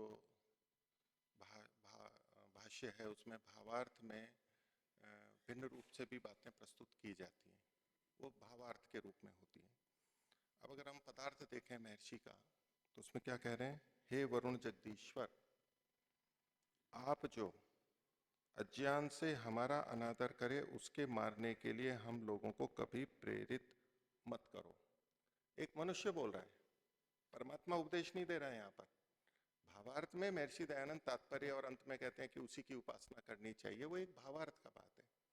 मूल जो मंत्र है उसकी दृष्टि से ईश्वर हमें कोई उपदेश नहीं कर रहा है यहाँ पर, या मनुष्य के माध्यम से ईश्वर को कहलवाया जा रहा है कि आप हमारे को मारने के लिए कभी प्रेरित मत करो, और इसी प्रकार जो कि हमारे सामने लज्जित है उस पर क्रोध करने को हम लोगों को कभी मत प्रवृत्त कीजिए। तो ये ठीक है, ये हमारे लिए व्यवहार है, लेकिन इसको जो ईश्वर से संबंधित हम ले रहे हैं या जिस ढंग से प्रस्तुत किया गया, तो उसमें हम इसको सहन करने या क्षमा करने के अर्थ में ले रहे हैं। और चूंकि सहोसी सहोमयी देही में वहां पर परमात्मा भी सहोसी ये हमें प्राप्त हो रहा है, और हमें जिस तरह से रहना है वो यहाँ से पता लग रहा है कि मनुष्यों को ऐसे रहना चाहिए, और वहां हमें पता लग रहा है कि जैसा परमात्मा है वैसा सहन हमें करना है। तो इससे हम ये साथ में देख रहे हैं कि परमात्मा भी ऐसा ही होगा। क्रोध करना और दंड देना तो अलग अलग होगा। क्रोध तो नहीं करना है, वहाँ तक तो कोई आपत्ति नहीं है। फिर अर्थात करके भावार्थ में कहा कि यथावत दंड देने की बात, तो क्रोध करना एक अलग चीज है और यथावत दंड देना एक अलग बात है। हाँ, दोनों अलग बात है। हाँ, यहाँ जो लिखा है वहाँ अलग ही बात है। मतलब ऊपर भी लिखा है ना कि अपराध करें तुम उसको दंड देने को कभी प्रवृत्त मत हो, दंड देने को कभी प्रवृत्त मत हो। ये ऊपर का वाक्य जो रमन जी ने प्रश्न उठाया था वो इन दोनों के विरोध के कारण ही तो उठाया था। तो भावार्थ में क्या लिखा है कि अपनी अज्ञानता से तुम्हारा अपराध करें तुम उसको दंड ही देने को मत प्रवृत्त हो, और नीचे दंड देने की बात है यथावत दंड की, तो उसकी तो संगति हमारे को अगर हिंदी वाला लें, मैंने तो इसका समाधान दिया कि संस्कृत में ये अंतिम वाला भाग नहीं है, और न ही संस्कृत पदार्थ और संस्कृत हिंदी पदार्थ में है आर्य भाषा में। तो इसलिए इसको हटाया जा सकता है, और लेकिन लेना है तो उसकी अलग अलग जगह देखना होगा, कहाँ दंड का विधान और कहाँ दंड न देने का विधान। तो दंड न देने की बात भी है, तो उस दृष्टि से ईश्वर दंड भी देता है, कहाँ देता है वो विवेक है, और कहाँ दंड नहीं देता वो भी विवेक है। तो दोनों बातें घटेंगी। जो एक पक्ष आता है कि परमात्मा तो दंड ही देगा, उससे भिन्न होगा। ये इतने ही तात्पर्य, सीधे सीधे तो देखिए प्रमाण नहीं है, लेकिन जैसा होता है उससे हम तात्पर्य लेकर के ही कुछ सहारा लेने का प्रयास करते हैं। ओम आचार्य जी। कुछ पूर्व ऋषियों की व्यवहार को भी हमें देखना चाहिए, केवल स्वामी दयानंद जी का नहीं। मैं एक ऋषि का नाम ले रहा हूँ, महर्षि विश्वामित्र। रामायण में वे एक यज्ञ कर रहे थे, कुछ राक्षस आके उसको व्यवधान कर रहे थे, कथा सबको पता है। राम जी को ले गया, मार्ग में ताड़िका मिली, ताड़िका सीधा आके यज्ञ का व्यवधान नहीं कर रहे थे, फिर भी विश्वामित्र ने कहा कि जो व्यवधान कर रहे हैं इसकी माँ है, इसको भी मारो। राम जी ने कहा कि ये तो स्त्री है, इसको मैं कैसे मारूं, तो भी विश्वामित्र ने छोड़ा नहीं, इसको मारो, ये दुष्ट है, इसको मारना ही चाहिए। तो ये दोनों बातें, स्वापराधी भी है, स्वापराधी का इतना ज्यादा एक प्रकार से एक दृष्टि से देखे द्वेषी कि उसके परिवार को भी नहीं छोड़ रहे, और जो वास्तव में व्यवधान कर रहे थे उनको तो मरवाया ही था। और एक महर्षि भारद्वाज जी थे, जब राम जी वनवास में थे, अब महर्षि भारद्वाज जी से मिलते तो कहते कि यह राक्षसों का बहुत आतंक है, पर हमारा आश्रम का अपना प्रभाव है, हो सकता है उनकी अपनी सुरक्षा व्यवस्था के कारण यहाँ वो नहीं करते हैं, पर उन्होंने हमारे अनेक शिष्यों को जो इस सुरक्षा व्यवस्था के बाहर जाते हैं उनको मारा है, तो आगे आप उनको मारो करके उनको अनेक शस्त्रास्त्र दिया। राम जी ने कहा कि मैं तो क्षत्रिय हूँ, दान नहीं दे सकता, फिर भी जबरदस्ती दिया कि आप एक राजा हो तो आपको बलि देने का अधिकार है करके। यानी जितने रामायण में ऋषि थे और उनके प्रति जो अपराध कर रहे थे राक्षस, उनके वध के लिए राम जी को बिल्कुल प्रेरणा दी, किसी ने भी ये नहीं कहा कि इन पे दया करो। तो हम अन्य ऋषियों के भी व्यवहार को देखना चाहिए। साथ में स्वामी दयानंद जी की जो बात है, उनकी परिस्थितियां अलग है, एक प्रकार के आपातकाल में वे जी रहे थे और उनके सारे निर्णय सैद्धांतिक नहीं थे, अनेक निर्णय उनके रणनीतिगत भी थे, और रणनीति कभी सिद्धांत नहीं होता। तो उनके आचरण से ये सारे बातें निकालना शायद कठिन है। ओ हाँ, महर्षि दयानंद के जो नीतिगत निर्णय थे, जिनको कि हम आज गलत कहते हैं या महर्षि ने भी गलत मान के बाद में ऐसा नहीं किया, ठीक है, वो उदाहरण कुछ हैं, लेकिन इससे संबंधित ये कोई नीतिगत रीति हो, एक नीति हो कि हमें वैदिक धर्म का प्रचार करना है, अन्यों को अपने साथ में लेना है, इसके लिए जो उन्होंने कुछ निर्णय लिए जो कि सिद्धांततः नहीं थे, वहाँ तो नीति की बात है। ये जो जीवन से संबंधित घटनाएं हैं, वो नीतिगत उस तरह से तो ये घटनाएं प्रतीत नहीं होती। और वहाँ भी जो रामायण महाभारत के भी हैं, देखिए ये तो हम चूंकि महर्षि दयानंद के वाक्य पे केंद्रित हैं, इसलिए उनका लिया कि यहाँ क्या अर्थ होना चाहिए, हम प्राचीन शास्त्र के अनुसार लें या महर्षि के जीवन को भी देख लें, भाव को, कि उनका क्या तात्पर्य हो सकता है, इसलिए उस घटना को लिया। बाकी अपवाद तो सब जगह मिलेंगे, मैं महर्षि के भी जीवन के हैं और पीछे के भी मिलेंगे। और महर्षि दयानंद के क्षमा वाली जो एक बात है कि क्षमा करना चाहिए, करवाना चाहिए, उसमें मुनि रित्मा जी बताएंगे तो शायद ज़्यादा अच्छा है। इनके परिवार की घटना है, तो कि महर्षि दयानंद, आप ही बताएं या मैं बताऊं? बताओ, आप बताइए। उनके क्षमा का एक उदाहरण है इनके परिवार का।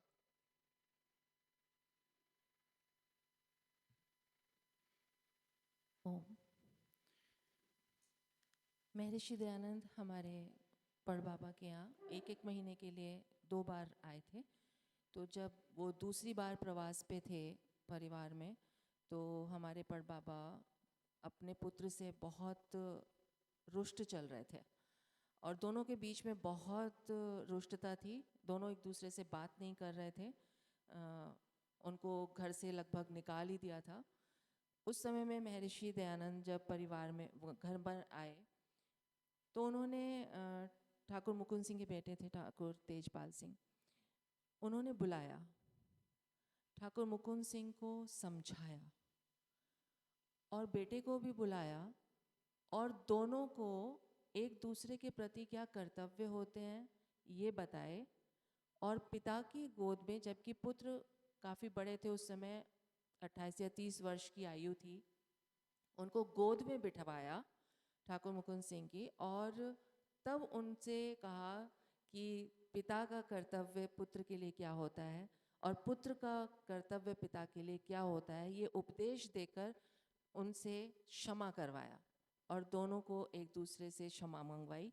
ये एक उदाहरण बहुत बड़ा मेरे परिवार का ही है, इसलिए मुझे ये समझ में आया कि वो क्षमा को बहुत ज़्यादा महत्व देते थे, अपने जीवन में उतारते भी थे और दूसरों के जीवन में भी ऐसा ही उतारने का उपदेश भी करते थे। ठीक है, धन्यवाद। तो वक्ताओं के अब प्रश्न करना है आप लोगों को मुनि जी से।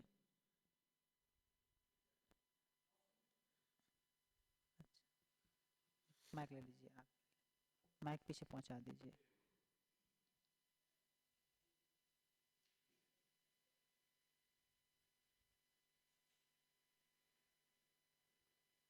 ओम नमस्ते मुनि जी। तो मेरे को थोड़ी स्पष्टता चाहिए थी कि जो नास्तिक लिखे गए हैं 3 प्रकार के, एक तो वेद निंदक और जगत और खुद ईश्वर, तो उसमें जो ईश्वर के जो बनाए हुए जो वेद है और सृष्टि है उसकी भी कोई निंदा करता है तो मनुस्मृति में एक श्लोक आता है कि जो वेद की निंदा करता है या जगत की जो भी, तो उसको उस गांव या जहाँ पे वो रहता है उससे बहिष्कृत किया जाता है साधुओं के द्वारा, तो वो उसकी तरफ से एक दंड ही है उसको।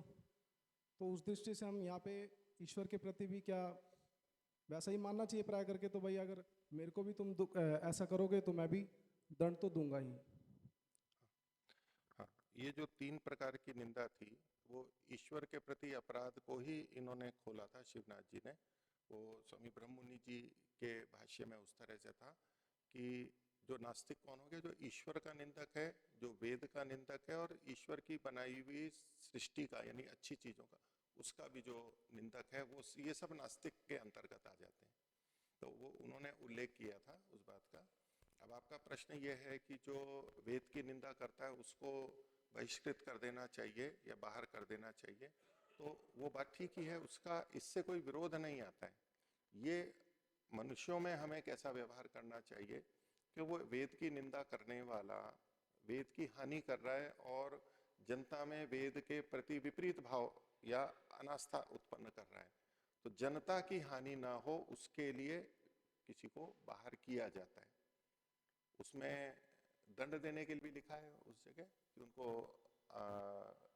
मृत्यु दंड देना चाहिए। दंड ही हो गया ना उसके लिए एक तरह से, भाई उसको बाहर कर दिया। मैं इसके अतिरिक्त दंड का कह रहा हूँ, आप इसको दंड कह सकते हैं, मैं मना नहीं कर रहा हूँ, लेकिन मैं आपसे पूछ रहा हूँ कि क्या मनुस्मृति में या वहां किसका हाथ काट देना चाहिए, इसको सूली पे चढ़ा देना चाहिए, इसको इतने कोड़े मारने चाहिए, ऐसा कोई दंड लिखा हुआ है क्या? नहीं जी, नहीं लिखा है ना। तो बहिष्कृत जो किया जाता है या समाज से बाहर किया जाता है उसके 2 प्रयोजन होते हैं, केवल दंड देना ही नहीं, आप उसको दंड के रूप में भी देख सकते हैं। एक है कि अपनी सुरक्षा के लिए, हम अपनी सुरक्षा के लिए, अपने समाज की सुरक्षा के लिए ऐसा करते हैं कि जो दुष्ट व्यक्ति हैं वो हमारे बीच में ना रहें। हम भी किसी दुष्ट व्यक्ति के संगति से अलग होते हैं, या तो हम उनको बाहर कर देते हैं या हम उनसे दूर हट जाते हैं। तो इसमें हम उनको दंड दे रहे हों ऐसा आवश्यक नहीं होता है, हम केवल उनसे बचना चाहते हैं। क्योंकि हमारे यहाँ जो उपाय है उसमें एक उपेक्षा वाला उपाय भी है, मैत्री, करुणा, मुदिता और उपेक्षा। तो जो दुष्टाचरण के स्वभाव वाले हैं वहाँ एक उपेक्षा वाली बात भी है। तो उपेक्षा एक है कि कोई व्यवहार ना करें, अच्छा बुरा अलग अलग व्याख्या हो सकती है, लेकिन ये एक उपाय के रूप में कि हम दुष्प्रभावित ना हो। अब कोई सांप या बिच्छू हमारे को काट रहा है और हमने उसको अलग कर दिया, तो ये हमने उसको दंड दिया है। बिच्छू हमें काट रहा है तो हमने अलग किया तो उसको दंड दिया हमने। हमारी सुरक्षा वाला बात भी तो इसमें होती है। तो हमारे समाज परिवार में कोई गलत व्यक्ति है, उससे अधिक हानि हो सकती है, और हानि ना हो उसके लिए उसको अलग भी किया जाता है और मारा भी जाता है। जैसा कि रामायण वाला उदाहरण है कि ऐसे व्यक्ति कि वो भविष्य में हमारे शिष्यों को या सज्जनों को न मारे, उसके लिए भी मारा जाता है, उसके लिए विधान है। तो इसको दंड के रूप में ही देखना, ऐसा नहीं, दंड फिर एक अलग तरह का होता है। तो उस तरह का तो विधान हमें नहीं मिलता है जैसा ईश निंदा के लिए आज प्रचलित है, या कोई हम अपेक्षा करें कि हम वेद के कट्टर समर्थक हैं और ईश्वर के सच्चे भक्त हैं, तो जो भी ईश्वर के प्रति कोई गलत वाक्य बोल दे या शंका भी पैदा करे कि ईश्वर सर्वव्यापक कैसे हो सकता है, उसको समझ में नहीं आ रहा है, कोड़े लगने चाहिए, ये ईश्वर के प्रति अनास्था है, दंडनीय अपराध है, ऐसा हम व्यवहार में कभी भी नहीं करते हैं और न ही इस तरह की तक जाने की आवश्यकता है। तो वो मैं तो उसको दंड के रूप में नहीं देख रहा हूँ, एक भविष्य की और अन्यों पे दुष्प्रभाव ना आए उसके लिए केवल व्यवहार है वो। ठीक है। ओम जी पूछिए। ओम, ये काफ़ी देर से चर्चा चल रही है जी, स्वामी दयानंद सरस्वती ने अपराध क्षमा किया था ऐसा, तो एक बार तो उसके समर्थन में, एक बार उसके विपक्ष में है, तो हम किस बात को माने? जैसे हमारे आचार्य जी ने कहा कि ऋषि मुनि लोग दूसरों को मारने का आदेश भी देते थे, दंड भी देते थे, स्वामी दयानंद ने माफ़ कर दिया, तो हम स्वामी दयानंद को किस कोटि में रखें, किस दृष्टि से देखें कि उन्होंने खुद भी दंड नहीं दिया और राजा से भी दंड नहीं दिलाया, तो हम कैसे करना, थोड़ा स्पष्टीकरण हो जाए। अध्यक्ष महोदय के माध्यम से, वक्ताओं ने तो अपनी बात रखी थी। धन्यवाद। जैसा समाधान अभी तो केवल बात रखी जा रही वक्ताओं की ओर से, किस बात को माना जाए नहीं माना जाए, इस पर निर्णायक मंडल अपना निर्णय सुनाएंगे और निर्णायकों के निर्णय से आप सहमत होंगे तो आप उसको मान सकेंगे, ये निर्णय तो बाद में दिया जाए। श्रोताओं के वक्तव्य होंगे, श्रोताओं के वक्तव्य होंगे, कौन कौन करना चाहते हैं तो हाथ खड़ा कर लेंगे एक बार। अभी रुकिए, केवल हाथ खड़ा करना है, किस किसको बोलना है? 1 2 3 4 5 लोग हैं। तो अभी सचिव जी बताएंगे करना है आगे या जाने का प्रोग्राम है। तो ओम ओम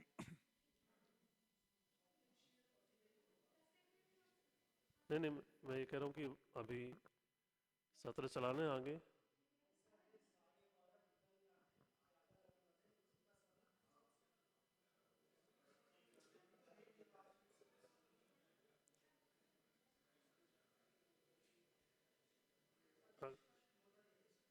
नहीं अध्यक्ष भाषण के लिए पूछ रहे हैं, जो श्रोता हैं उनके वक्तव्य कराना है या अभी बाद में कराना है? श्रोताओं के वक्तव्य नहीं होंगे, ठीक है, अगले में कर, केवल श्रोताओं के वक्तव्य के लिए सत्र होगा फिर जी।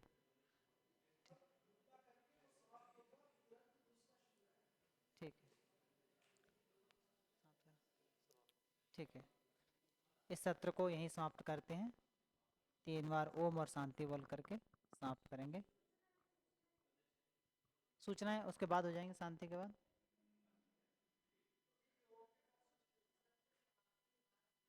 जी शांति कर लेंगे।